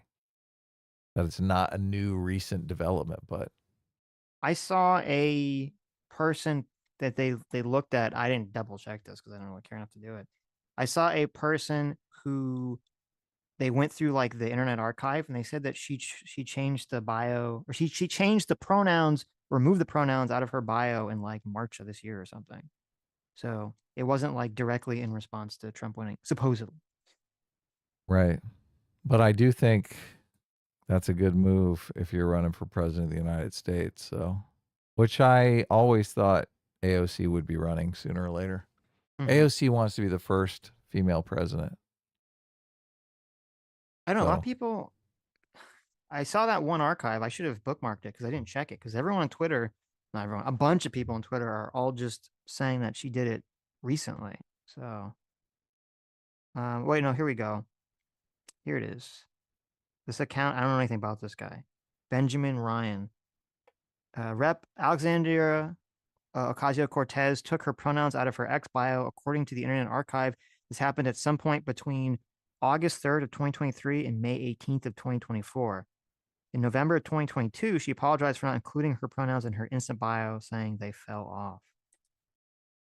So they're saying that it shows that she dropped it before, but pretty funny. I don't know if she has the political instincts to win a presidential campaign. I do think she's kind of been infected with the wokeness to the point where she can't really tell up from down. Mm-hmm. And that's important in a political campaign. You can't believe your own bullshit. A Reguni for $5 says David Pakman is a POS, and the fact that millions of people watch support him is very disconcerting. How do we bring them back to normal? Also a dream.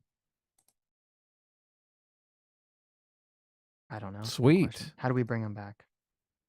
It is very disconcerting, but I think you're gonna listen. This is what I hope. I hope that you get. I hope Richie Torres does gain a lot of popularity and influence by being like, I'm going to be the center Democrat who's against woke stuff and against the far left. And if that actually gains ground, there'll be people that will start copying that just because they'll be able to mirror success. So, right. And then you'll have pundits start to mirror that as well. You're never going to get that with the young people, though. Young people, especially young men, I mean, they really want politics to be blood sports. And the David Pakmans, the Destinies, they play into that because they do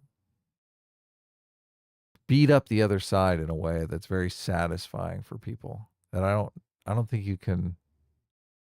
But you can avoid. You can have blood sports without it being like one size horribly woke. Mm-hmm. That doesn't appeal to most men. They don't want to be appealed to by the woke nonsense. I'm not saying that like there's going to be unity. I'm just saying that there'll be two parties that attack each other as they have for all of Americans' history, but they won't be like a woke versus non-woke. Their woke shit will be preferably removed from the equation or kicked back to the fringes. Right. So what are they going to beat? What is David Pakman going to beat the Republicans up on? Well, Tax that's policy? the question, is that if you have if the woke stuff falls out of favor, and there are non-woke pundits that come into favor, Dave Pakman will have to either retreat to that position or he'll get taken over by other left-wing pundits. Or I think what's more likely is there's going to be, I think this is actually the problem for the left-wing ecosystem on politics right now, is I think you're going to have a situation where there is a core of people who are very engaged on internet left politics who are diehard woke, and they will never, ever, ever get rid of that. They'll never remove that from their ideological philosophy. And so you're going to have this problem where the mainstream left hopefully gets rid of it or pushes it back. Those people are going to be stuck in their little internet echo chamber. And then the generation under them, the younger generation, they're already getting sick of this shit anyway. They want to move on. So you're just going to have like this one slice of the generation, of the Zoomer generation and the younger millennials, kind of stuck in this woke period, and they're going to be completely disenfranchised. And it's going to put a weird strain on the internet pundits because on one hand, they're going to still that's going to be a lot of their audience. But on the other hand, that's going to be completely disconnected from like the rest of mainstream politics. I guess you're connecting wokeness and being like straw manning the other side and being a piece of shit. No. You're connecting that. I'm No, I saying wasn't. wokeness is left wing, identity politics, P plus P equals R. When the super all the chat says, SJW "How do stuff. we bring them back to normal?" Like he's saying David Pakman is a piece of shit, and he's saying, "How do we bring them back to normal?" Like I'm thinking not being a piece of shit, not being woke. I'm looking at woke independently of being a piece of shit stylistically. So it seems like you're the one that's No. marrying them together. What do I'm you not think he marrying. means by bringing them back to normal? No, Not being woke, or No, I'm just, first of all, I don't know how you can get people. I said, I don't know if you can get people back to normal. And I'm not even saying that you get those people to turn away from David Pakman. I'm saying that Dave Pakman is going to be in a weird situation because a lot of his audience is going to be, is that woke crowd, the very far left progressive crowd. And if that becomes completely disconnected from the mainstream, like Dave Pakman is going to be put in this weird situation. Well, all other internet left pundits will be. Well, are they going to try to chase after the mainstream and compete with cable news and all this other stuff? Or are they going to remain sort of being who they are? Dave Pakman remain being who he are, being the asshole that he is, and kind of trying to hold on to this kind of niche audience. That's what I was right? saying. Yeah.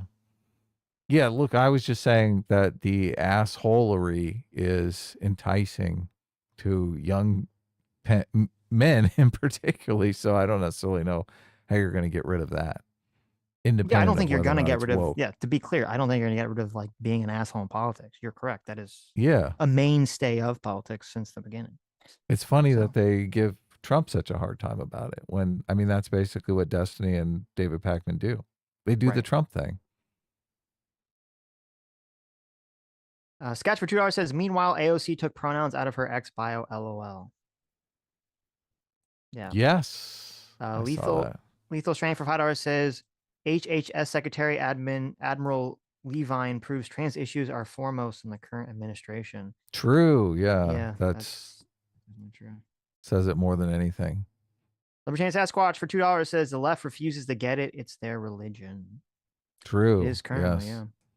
yeah. Ryan Wolf for $10 says, bring up things done or said in the past has been in the political playbook forever. I could find countless times the far left has done it or someone right-leaning and vice versa. It's expected. Yeah, that's why it's such like a stupid argument. Like, oh, why you bring up something Harris said the same year that she's running for president? Like, okay. You know, that guy has combed through people's tweets or used tweets that someone else has combed through to find, right? Some Marjorie Taylor Greene tweet from 10 years ago. They do that all the time. Right. J Macrocircafar, thanks so much for the $50. Yeah, so there's wow. a huge amount of people on Twitter attacking Wu over this panel because apparently she was cordial and I actually agree with Rubin. Internet politics is so bad for the conversation, but I'd be lying if I said I don't find it entertaining. Well, I'm not even remotely surprised because she was not only cordial to Dave Rubin, but she was straight up attacking Pakman and Brian Tyler Cohen, I think his name is. So they're definitely gonna hit her pretty hard. Yeah. Yes. There was a video on trigonometry where she explains, Brianna Wu explains why they lost the election. I have not watched it yet, so I don't know if I agree or disagree with her. So Yeah, I haven't seen it either. So, but yeah, I just the idea, it's hard to sustain. She's going to keep saying, I'm a Democrat, and people are going to keep saying, we don't fucking want you. That's a hard path to walk. Right. MA566 for $10 says Wu payment number 1077. Terrible. That for us? Thank you. That's for us. Thank you. We got some Wu bucks. Yeah. X Hunter 005 says Brian/Pakman couldn't use their usual rebuts like transphobe, you're a cis man, etc. on Brianna. LOL. They kept their mouth shut when she talked. Yeah. See, but it's so funny because they said like the way they acted in that panel shows everything that they were saying was false about the trans issues. They keep saying no one cares about this. This is a fringe issue. No one cares about it. They couldn't even defend themselves against Brianna Wu because they know that their audience does care about it and they know they'll get attacked for it if they do. Or at least they feel like they would get attacked for it. If we made those same arguments, they'd call us transphobes. They would. Of course. Of course. William F., thanks so much for the $2. Aggressive Goose for $5 says, deny, deny, deny. If that doesn't work, change the subject. David Pakman. Right. Yes. Majin for $5 says, we talk about how Trump drove people mad, but never how Bernie activated liberals into being socialists when they thought revolution was nigh. Did he? Yeah, I Was it don't a know. Bernie Like thing? there was probably some. I don't I know. think Yeah, you're I don't gonna know have- how substantial that was, what that effect was. I Because think. Go yeah. ahead. No, you go. I was gonna say, because most of like the socialists that we kind of deal with now, they're not economic socialists like Bernie was. They're the cultural socialists. Yeah, virtue signal socialist. Right. I think when economic conditions get dire, people turn to socialism. That's just a fact. So, and this is why America evolved the safety nets that they evolved. We tend to forget that constantly. But you can't have a society where so many people are losers because they do economic losers because they do turn to socialism. Right. And revolution. Yeah. Yeah. And, Though but I I guess think we're drifting in that direction, obviously. we might be, yeah. Though I think so what you could say with Bernie is that it wasn't Bernie. I would say, I don't know if Bernie's presence himself that sort of helped radicalize or wokenize a lot of the people on the left. I think it was the way in which the reaction to him losing the primary. Because, he runs and he loses the primary against Hillary. And what did you see all the internet left-wing pundit space go? They said it was rigged. They saw it from Bernie. The institutions, the liberal institutions, the liberal establishments, the liberals are out to get Bernie. The liberals will never let Bernie win. The liberal, liberal, blah, blah, blah, blah, blah, blah, blah. And they kept saying it was all the liberals' fault. And when you keep saying, well, it's the liberal bad, and you're on the left, and you want to keep being in the left, what direction do you go if the liberal bad? There's only one direction. It's further to the left. And then you get sucked down into the progressive / socialist rabbit hole. So, JMac, our circuit far for $20 says, I've had acquaintances, in theater no less, that got mad at me when I told them I'm fine with kink shaming if I believe the kink is harmful and destructive. It's all about affirmation for these people, regardless of reality. Very, very true. Very true. Yeah. Look, you're just trying, and you even frame it so they can understand it. If it's harmful, shouldn't we be against it? And they're like, no. Right. Or even if it's, I take a step further. I'd say even if someone has a kink that isn't harmful or destructive, but is like, I think visually gross, and you want to do it in public, I can shame you. Say, why the fuck are you subjecting me to your grossness in public? You go do that in private. I don't give a shit. Isn't that the argument people make with trans people, though? No, I don't think so. I mean, they make, no, I don't think so. It's usually like with a kink at pride sort of conversation about like, should people be allowed to wear assless chaps or dildos or walk around their dog furry costumes, in public, at the pride parades and stuff. Libertarian Sasquatch for $2 says, don't we have a trans health secretary? We do, yes. We do, yeah. One that doesn't pass at all. No. That's another weird thing, too, is the lack of passing or even the attempts to pass. Thal for $10 says, does this mean Brianna Wu mushroom stamped Pakman and his little buddy Raffle? Mushroom stamped? What does that mean? I don't know. Maybe we should move on. Okay. Lethal Strain for $2 says, my son wrestled girls in public high school. Really? That seems so weird. Is this like a normal thing? Okay, maybe it is. I'm pretty sure in my high school that there was like a boys wrestling team and a girls wrestling team. And I assume they didn't wrestle each other, but I guess, what do I know? That's very strange. I don't support that. Brian Bishop comes in and doubles down. Brian Bishop for 14 months of Discipline Equals Freedom says, I wrestled all through high school, and it's true, boys and girls do wrestle together. If there aren't enough girls, we thought you lost either way. Win equal you beat up the girl, lose a girl beat you. That's a good point. Yeah. Yeah. Okay, I guess that makes sense if there's not enough girls in the team or something, but They just throw them in. Right. What kind of girls want to wrestle? They're like, oh my God, there's only 2 The girls good on the ones, wrestling Adam. team. Obviously the good ones. Lucifer, the Doberman for 2 Canadians, says incentives drive culture. Adam friended 2020. That is true. Matt for $5 says, I'm old, came up in the 80s, the height of bully culture. Pakman is one of those kids you would punch in the shoulder real hard every time you saw him. Terrible. So he's the one that you could bully. That's probably why he's turned into a bully. He probably was bullied when he was a kid, and now he's like, I'm going to get even. Now I'm the bully. Right. Electro for $10 says, I'm pretty sure a Japanese official dressed up as Joker from Persona 5 for an event, so there is a standard. There you go. Listen, the Japanese can do it, okay? It's in their culture, right? Specifically. So, and that's why they should be given a military. I want the general of the Japanese army to dress up, okay? Kiss is an American Kazuma. band. It's in our culture. What are you talking about? No, fuck that. No one likes Kiss anymore. People love Kiss. Lewis for £2 says, have you seen The Onion has bought Infowars? Yes. Yeah. Thal for $10 says, on Trump offering to pay Kamala's $20 million, it's not an insult to her. Trump knows those donors. He was friends with them for decades. It's an insult to the donors. A little payback for betrayal. Oh, that's an interesting Did he point. really offer to do that? Wow. That's kind of crazy. He did. I don't think it was it seemed like a not A legitimate offer? It seemed like a troll. It didn't seem like a sincere offer. Okay, good. But that's an interesting point. I didn't think about that. It wasn't for her. It was for whoever she owed the money to. It is so disgusting that they took small dollar donations and spent them on billionaire celebrities. Mm-hmm. Oh, that looks so bad. Right. Obviously, for $5 says, or Biden is thinking I would have won, and these people forced me out for a person that's going to lose and destroy my legacy. So F them.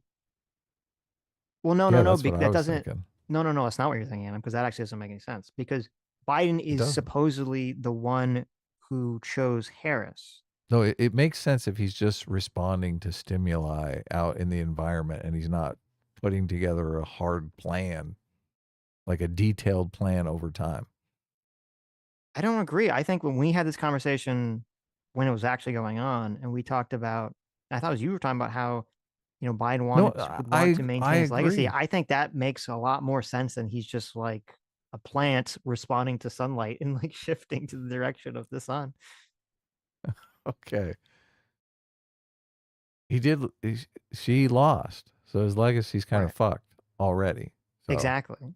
Yeah, but there's a difference. Yeah, now you can say now the situation is completely changed. I agree. Now he is a plant responding to stimulus. Well, you could say now that she's lost, then actions he takes. Yes, I agree. But that I was talking about the idea, which is a meme idea, which is the idea that Biden intentionally chose Harris in order to tank the Democrat Party and lose. Yes. And that he has some kind of secret plan, love affair, allyship. I'm not buying into at all. Yeah, I don't. That's not real. But like being cordial with Trump when he comes to the White House is more of the plant responding to stimulus. Well, this is a guy that beat the woman that completely fucked up my legacy. Right. So you're just like, I like him better than her. She's the one that fucked up my legacy.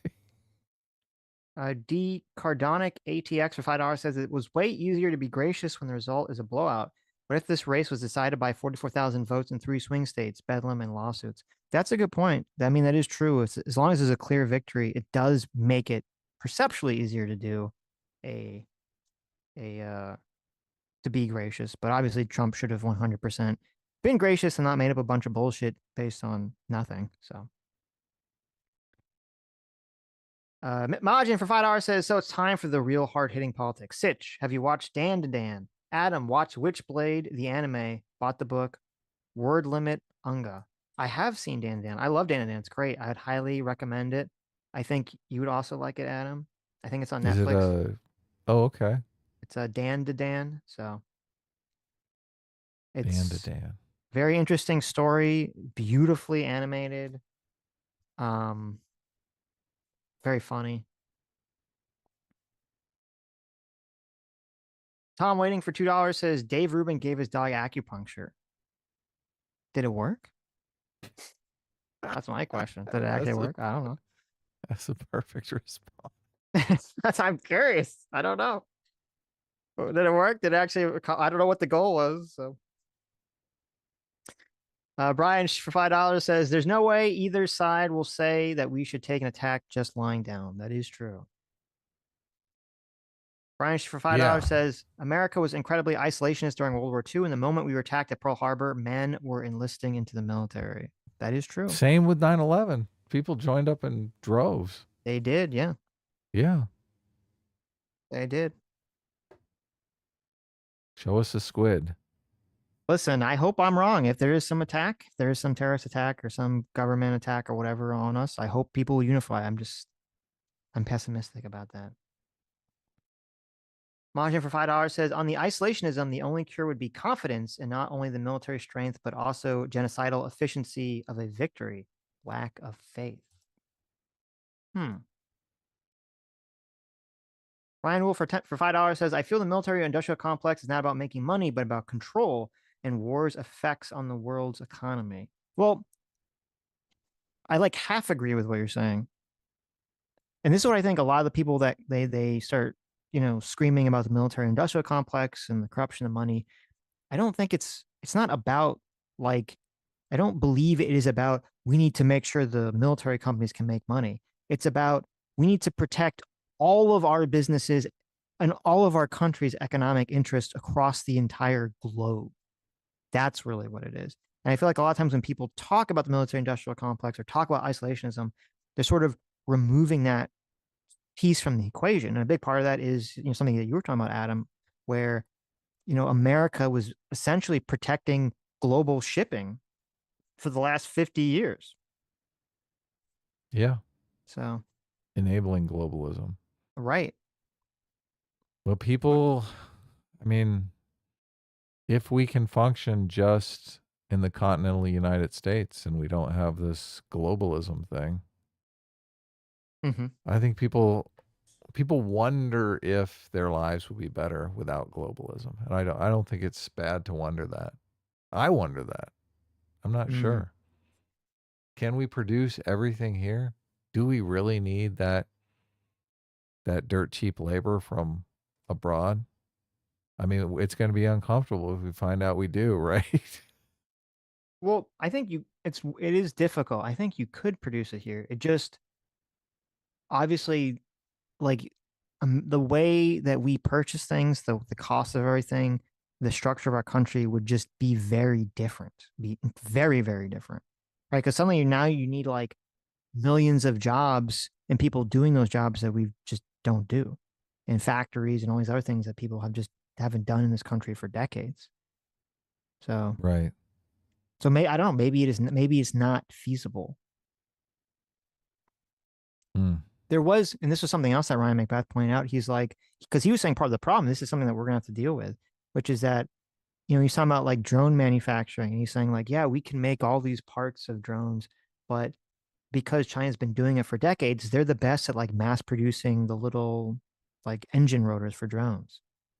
And they have a technical knowledge to do a lot of this mass production of these things that in America has been sort of lost or we never had in the first place. So now that we really need to get our manufacturing base. We do. That's the thing. Well, if we did have a conflict, we're totally fucked. It would be a big problem. Yeah. Yeah, we're totally fucked because normally when war breaks out, right, there's all these manufacturing plants that they can retool to make things like ammunition and jeeps, right? All the stuff you need to wage war. We don't have those manufacturing plants anymore to retool. Right. We're okay, now we have to build a factory, an ammunition factory. Well, we do have, and I know we had that big problem with we only have a handful of ammunition makers in America. And one of them had that big fire and everything. So that was last year, I think. So This could all be solved though by one man, Adam. Donald Trump, I know. Elon Musk. Thank goodness. He's gonna build the little robots, and the robots are gonna build all of our shit for us. And this will solve the Hopefully. problem. So Well, look, if we can perfect a humanoid robot and get labor costs down, because we're just stamping out people basically, slaves. We're stamping out automated slaves. right. Yeah, it's over then. Then we can completely withdraw from the world. Well, I think that's part of why the fear of making sure we can keep the chips in Taiwan is because everyone sees that's the direction of things going, of us AI and printing a bunch of robot slaves. And they're like, well, we need this piece of technology more than anything else going forward in the future. And no one trusts China. No one should trust China to control it. We, like the East, they don't really have strong consumer cultures either, which I think that's one good thing about America, is we consume a lot of the stuff that the world produces, which is part of the equation. I mean, there's really no reason to produce anything if people aren't even going to consume it.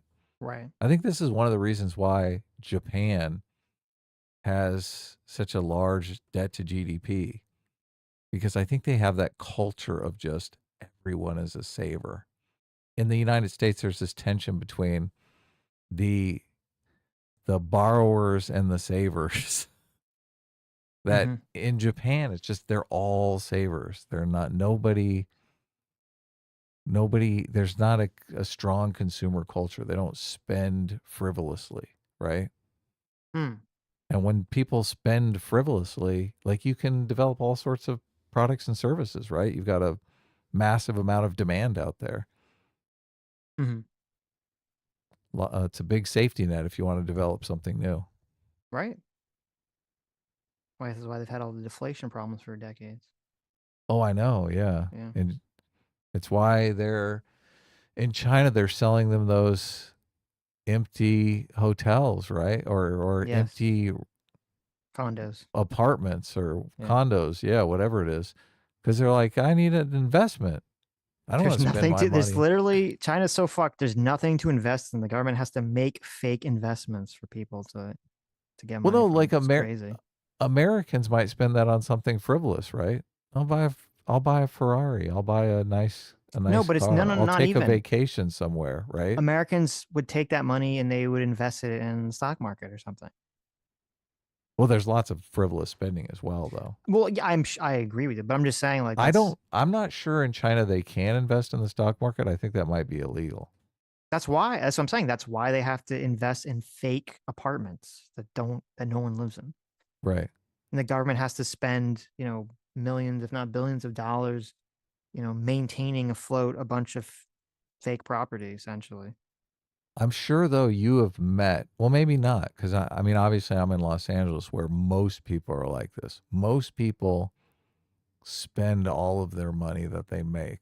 Like, they're not really savers. They are consumers. Like, they're constantly thinking of new shit that they want to buy.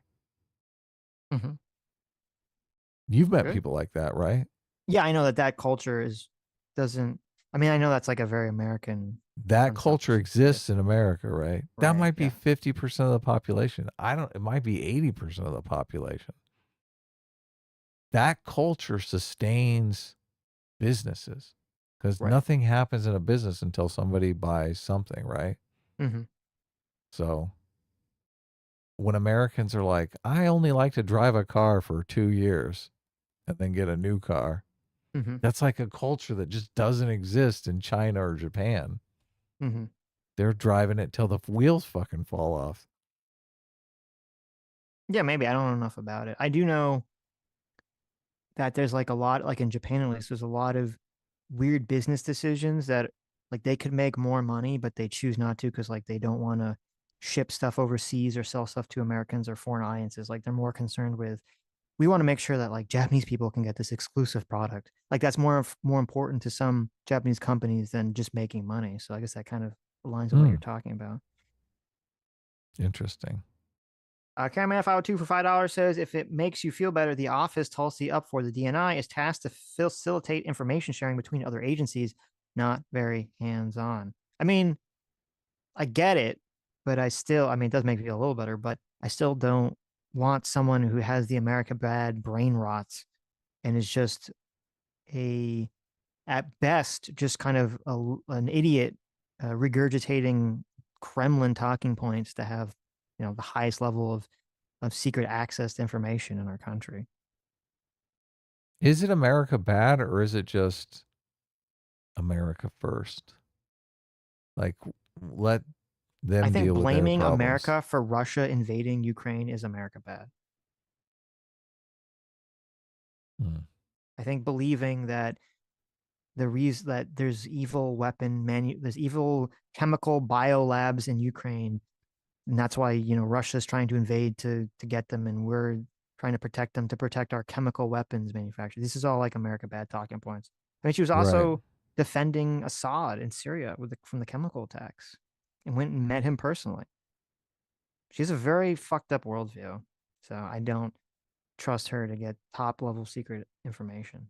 A lot of people, obviously they just want Ukraine to deal with their own shit, Russia to deal with their own shit. So that's where their isolation comes from. They're like, we need to take care of us. If Tulsi said, if all Tulsi said on Ukraine and Russia was, I think that America shouldn't be involved, that it's a waste of American dollars or resources, and we should just let. Yeah, I agree. Then I would disagree with that opinion, but I wouldn't be like, oh, she shouldn't have top level secret service. I'd be like, okay, well, she just has an opinion that I disagree with. I think it's short sighted, but I disagree with that. It's very different than saying it's America's fault that Russia's invading Ukraine. That shows such a level of ignorance and buying into Putin talking points that person shouldn't be in this high level position of government. Right.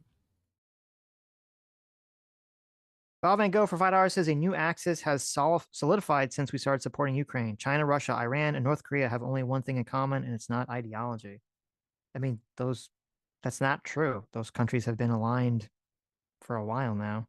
So you can say that their alignment has grown stronger since Ukraine, but they've been aligned for a while now, and everyone kind of saw that alignment was, coming and has been a thing for decades. I mean, China's what's been allowing North Korea to exist for decades. So, Alex Wright for $5 says, our soon-to-be DNI Tulsi Gabbard is a useful idiot of Russia. Look into her personal meeting with Assad. She will be appointed during recess appointments. That wouldn't be good. She's not going to pass Senate confirmation. And they do some recess appointments. I guess we'll find out. Human Flourishing for $5 says, if Trump does destroy DI universities and schools, what's the likelihood of them reinstating it with a vengeance should the Democrats retake power? It really depends on how many people in those institutions fucking hate DI and actually want it eliminated, but are too cowardly or don't have enough political power in the institutions to get rid of it. Is if there is a lot of people that want it gone and it gets removed because of Trump, then they'll be like, oh, well, listen, we just have to get rid of it. Oh, I wish I didn't have to, but you're fired. Get the fuck out. So if that's the case, then they'll stay out. If there isn't, if there's a bunch of these DI people which is definitely going to be going on in some of these institutions, they're just teaching all the super woke sociology stuff, and they just kind of are able to maintain their presence at the college through teaching their bullshit courses, then that stuff they will come back when Trump's out of office, or they'll try to implement it via, private policies as opposed to some sort of government policy. Yeah, it is very authoritarian, top down. I don't think any of the people living under the thumb of the HR departments and universities are happy about it. They don't have the power. So I think the people that are happy about it are in the minority. Yeah. So yeah. What's being foisted in through Title IX and stuff like that, right? Some of it is, yeah. The universities don't want to have these DEI administrators. They're just forced to. Maybe. Oh, God. Everything's freezing again. Is it? Mr. Thank you, Middleman for YouTube. $5. Missed the stream, but still stopped by to remind everyone to always return your shopping carts.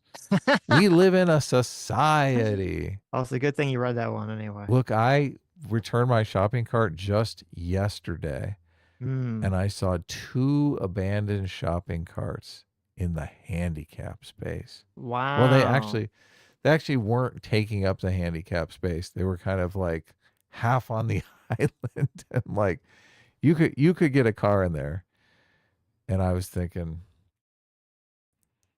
if I return these carts, can I work off my penance? What do you think, Sitch? Sitch is gone. Jason for $20. I don't think we've read this one. I don't think Biden selected Harris to begin with. The Democrats don't really operate that way. She was selected by the party to check certain boxes on his ticket. I don't think he ever liked or wanted her. Didn't Biden come out ahead of time and say that he would select a female vice president or a black vice president or something like that? Or maybe that was with the Supreme Court picks that he said in advance, oh yeah, I'm going to pick a black woman for the Supreme Court, which everyone thought was super stupid. But yeah, Harris, I think, was obviously a DEI pick. I don't think she was a great candidate, but I don't know, he got elected. So Cryomancer Lex for $50 MX, which I don't know what those are, but been out of the YouTube political loop for a bit. What's happened to James Lindsay? His latest X posts have been ... interesting. Yeah, James Lindsay, I think, is on a tirade against right-wing wokeness, which I just does not align with my worldview and what wokeness is. I think he means it's a authoritarianism or collectivism or something like that, which I don't think is the defining feature of wokeness. I've been thinking about actually making a video on this because I don't know, the right-wing woke thing doesn't sit well with me. Anyway, go he mag for $20. Your first super chat. Welcome. Thank you. And a very generous super chat at that, $20. So Go says, behind, wrestling girls wasn't super uncommon growing up. It was always lose-lose. Glad it's popular enough to start girls' teams now. Oh, good. Generally, men's sports are technically co-ed. Girls' sports are segregated. So, yeah, I guess my understanding of it is if there's not enough girls to form a proper wrestling team, then they throw the 2 girls who want to wrestle in with the guys. Which, and I do get the lose-lose. As a guy wrestling a girl, you're like, I beat the girl, therefore I'm an asshole. And then if you get beat by the girl, you're like, I beat the girl. The girl beat me. I'm a loser. So not a good situation. Ostracy for $5 says, most people spend all that they have. I'm glad you have been watching Caleb Hammer a lot, Adam. Look, I think Ostracy is the one that turned me on to that. Yes. Caleb Hammer is the perfect example of we are a consumer culture. And not many people understand this, but I think they bring it up in the book Why Nations Fail, how it is fashion, kind of the idea that you're going to not spend money on just clothes to keep you warm. I'm back. Oh, my God. Oh, you finally came back.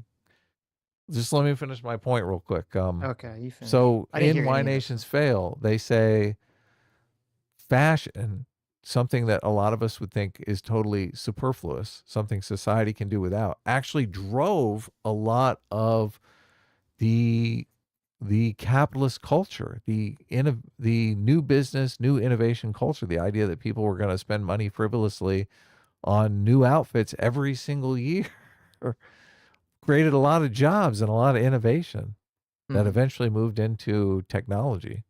So fashion, the first technology. Sitch, what happened to you? Where'd you go? I actually read quite a few super chats. I'm almost done. I thought I was Good. going to No, have to it's close the show out. everything's just crashing ever since YouTube changed. So Oh, it is? yeah, I just need to get a new laptop or get my computer and put a bunch more RAM in or something. 'Cause it's getting Sometimes if it gets ridiculous. bad, I close the live streaming tab.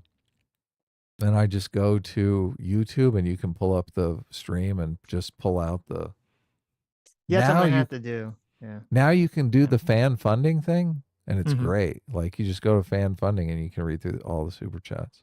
Yeah, you can't see the memberships though. I can. There when I Okay. do fan funding, I Right. can see 'em. Oh, I don't know for mine when I hit the Brian funding, Bishop, so the member 14 months. So I'm all the way down to William F for $5. The Japanese tax system and inspections discourage long-term car ownership by increasing rates based on age. This encourages automotive consumption.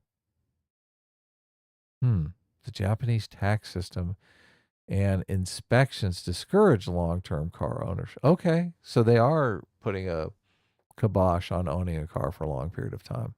Yeah, the car manufacturers here provide all sorts of incentives for you to just lease a car. Like they have the life of the car mapped out totally. So, but a lot of people, obviously it's a double-edged sword. I think the right to repair obviously runs into this consumer culture concept, right? A lot of people want the right to repair the things that they own. They don't like this subscription model. I mean, I agree with those people. I'm one of those people that just intuitively it seems better to fix something than to throw something in a landfill somewhere. Although we do recycle a lot more, so. right. But yeah, it's interesting when you start thinking of economics from that. There's really no point in producing a bunch of shit if people are not going to consume a bunch of shit, right? Like we have a very dynamic restaurant industry in Los Angeles because people go out to eat a lot. And if we had a culture where people they didn't want to spend money on frivolous things like eating out, they just want to stay home. I mean, you could stay home relatively easily, right? And just cook for yourself. Everyone could do that. And then you don't have, there's no reason to open a restaurant because there's literally no demand for restaurants. So it is kind of cool that people are willing to pay for a private taxi for their burrito just because it does create a lot of jobs, right? You want to continue or? Yeah. Or should I just go? Study for $5 says okay. Nintendo of Japan downplayed Metroid Prime and Donkey Kong Country for many years because they were made in the UK, North America, denying they were true Nintendo games. That's true. Really? Wow. So, Metal Rules 81 for $5 says Harris was Biden's last choice. He wanted a woman vice president, but after George Floyd, BLM forced him to pick a black woman. Actor Justice Warrior said this per the book Lucky. What's the Lucky book? Lucky book. Did you miss Thalls on purpose or? I don't know. No. Thalls for $10 says Adam, I Twitter message Sitch about what a mushroom stamp is. Thank you, Thal. No, nobody. As if I didn't actually know. And didn't figure it out immediately. It wasn't. Look, we got another $10 out of Thal. Was for some other reason. Thank you, Thal. Soldos for $2 says, I noticed Sitch's argument about Reagan and globalism the other day and have decided to take the Pakman approach. Sitch is wrong, and we know he's wrong because of his furry attraction level, lest we forget the forbidden chart. There you go. Listen, my position on the chart was the correct one. Okay. Adams was the weird one. He's like, if it's got a human body but cat ears, it's disgusting. I'm like, what is this? What is this blasphemy? Do you pause the video that's playing during the live? during the live stream. What do you mean? That's a tab that gives you all the trouble, right? No, it's the YouTube chat. I just looked it up. It's the YouTube streaming tab. That's the one that like gets all Yeah, like, yeah. Well, it 3 has like a gigs little of RAM. it has a little preview of the stream playing in Oh, there. you mean that video? Do you pause that? I usually do. Yeah. Yeah, I pause that too, obviously. I was looking it up, figure- and it was saying that people were complaining. They were saying it was the chat that was causing everything to freak out. But I don't know.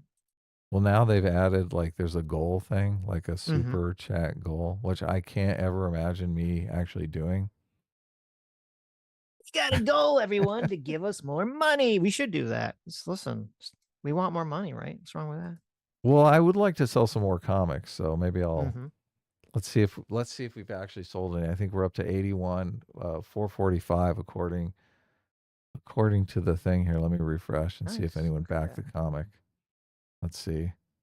See if I can be demoralized. Nope, totally demoralized. Guys, don't demoralize Adam, okay? Buy the comic. Nobody backed the comic. Wow, look at this. You guys Let's should be see. ashamed of yourselves. Let's see how much if Sitch has sold any more original Sitch art. Now Sitch makes the money on the original Sitch art, okay? Right. I'm not taking Listen, I don't blame anyone for not wanting that. But if you want it, I'll be happy to provide it for you. I know. Sitch. Let's see here. We did add some more Sitch art. And oh look. No, wait, look. You've sold 4 more drawings. Look at that. 4 more original Sitch art drawings. I think Thank we you. capped out at 20, but now we're up to 24.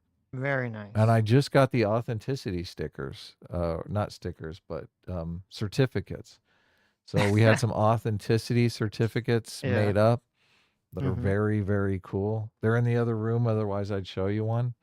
So, and as I was thinking about MMT as we're printing these up, I'm like, these are the money right here. This is the currency. The MMT This is what certificates. proves. Right. They're so badass too. They're like they're a little tiny certificate that says that this is an original. So look, because obviously Sitch draws, I mean, it's basically a stick figure. I'm not gonna lie. Right. So if somebody wanted to do one of the drawings, they could probably make a reasonable forgery relatively easily, Sitch. You know that, right? Mm-hmm. Not How difficult. dare they? But they cannot forge the authenticity certificate. If you Now try to that- forge any of this, then you actually lose free will. Okay, you lose 100 yeah. units of free will per forgery. Right. Unless you're forging American currency. No, that's even worse. Solid for 2 hours says, "Is this a joke? Seriously, is this a joke? We literally make all our own stuff. All military production occurs in America. China literally states in their own national defense strategy that they are afraid of fighting us. Well, I know that they're afraid of fighting us because they should be. As for we produce everything ourselves, that's not what I've heard, but I'm just going by what I've heard. So if we do make Yeah, all our look. own military stuff, that's great. I would love to be wrong about that. Oh God, I Right. would love to be wrong about that. Not that I'm losing sleep over it or anything, but Right. you know. I hope you're right.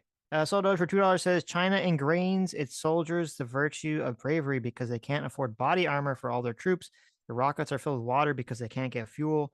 This fear-mongering war with China is such a paper tiger. Well, it's not. I don't think the fear is like, oh my God, we're going to lose to China. The fear is it would be difficult to protect Taiwan from China when China's right there and we have to just utilize all of our naval resources and rely on Japan or Australia or something. Not that we're like afraid of China, invading America like Fallout or something. So A lot of people say that we gain safety from the fact that Donald Trump is unpredictable, right? Like he's the Right. kind of guy that may invade your country.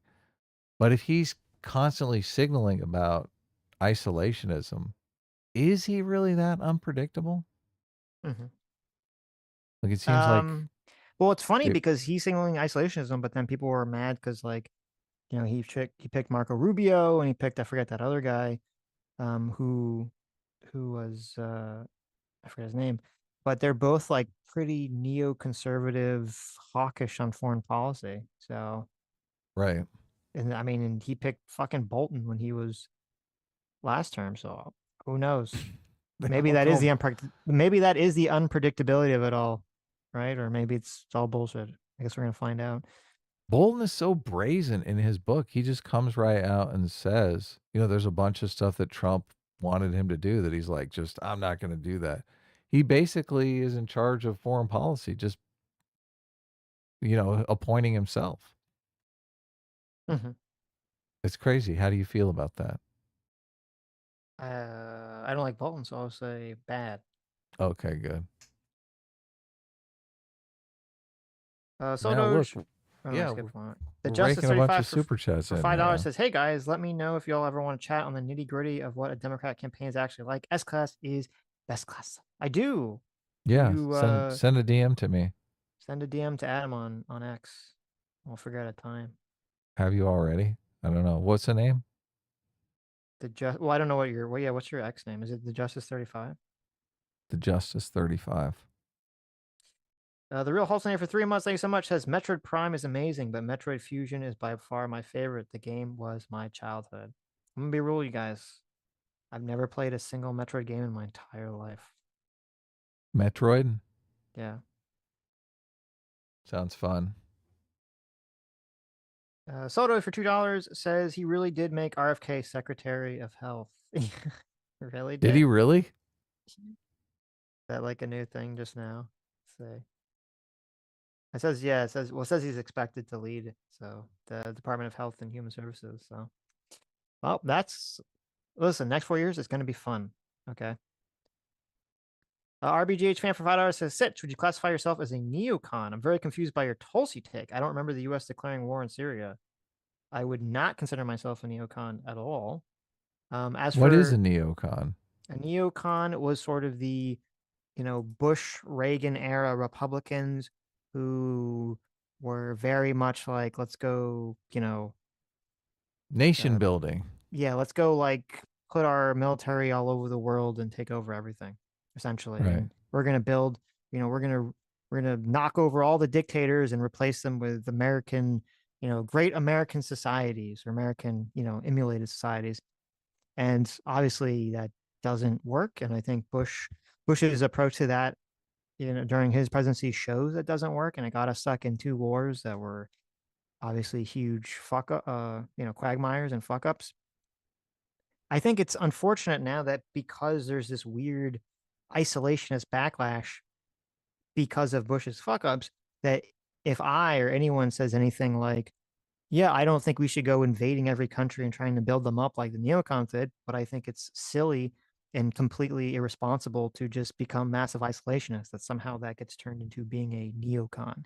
As for the Syria take, what does it have to do with U.S. declaring war in Syria? There's nothing to do with the U.S. declaring war in Syria and automatically taking Syria's side or Assad's side specifically and saying, oh, well, he's a good boy who didn't do nothing wrong. And saying Russia's a good boy, didn't do nothing wrong. I don't see, why is that going to get associated as a neoconservative? It is unfortunate that if you there's basically a foreign policy perspective that if you don't hate America and you don't want America to just let the world fight itself, because you're the sort of a lack of understanding that if we pull back from everywhere, there's just a massive power vacuum. And the people that we don't want will start to control the entire global economy, which will fuck us all over, that makes you a neocon. So, and obviously Iraq and Ukraine are completely different situations. Like in Iraq, the goal was to build kind of a democracy from the ground up, which I think is just impossible. In Ukraine, you're already dealing with some institutions, right? You're kind of trying to get them over the finish line. You're not starting from square one. So to compare the two is, I think it's an unrealistic view of the entire situation. Right. Or also, more importantly, I think Joe Biden should go hard. I think this is one of the things he's fucked up on, projected weakness on. He should go hard, I hope Trump does, on the Houthis. It should be completely unacceptable that some terrorist scumbags in some country can fuck over global trade.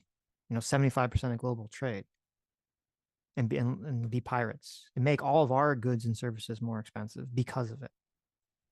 Why should that what's be that? allowed? Look, I'm pro-colonialist. There I you think we go. just need a colony over there. There you go. We need to go full old world. Philip Heisler, thanks so much for $20. Says the quantity of jobs doesn't matter if the quality is shit, not only on an economic sense due to low pay, but also in the moral sense of feeling meaningful and contributing to a good society. That's very true. Yeah, I totally agree. We got to figure out how to structure that though. Jason for $10 says we certainly don't produce our own microchips, which in itself is enough to sink us. The chip shortage in the aftermath of COVID should be instructive. Well, that is definitely true, obviously, with the chips. So the CHIPS Act is supposed to fix that. We'll see if it works. Right. I mean, even if it works, it's going to take time, right? So Justice 35 for $2. I sent one to Sitch. Not sure if I still follow Adam. Look, you don't have to follow me. You just have to DM me. So. Well, I got it, so I'll okay. Send it your way, or we'll talk about it. Perfect. Cryomancer Lex, thanks so much for the 50 Mega Man X dollars. Says normies have relaxed, thinking the cultural pendulum is swinging back, but things like the bridge DEI 2 make me skeptical, and people can't stay alert forever. Well, we can be cautiously optimistic, right? You can be optimistic, but don't want to, let your defenses down. So that's the way I think you should look at it. Right. Anyways. This was a great show. I had a lot of fun, Sitch. I had a lot of fun, It was too. Amazing. Anyways, thank you all for coming. Thank you all for incredibly generous donations, and we'll see you all on Sunday. Okay, Sunday it is. Bye-bye. Bye.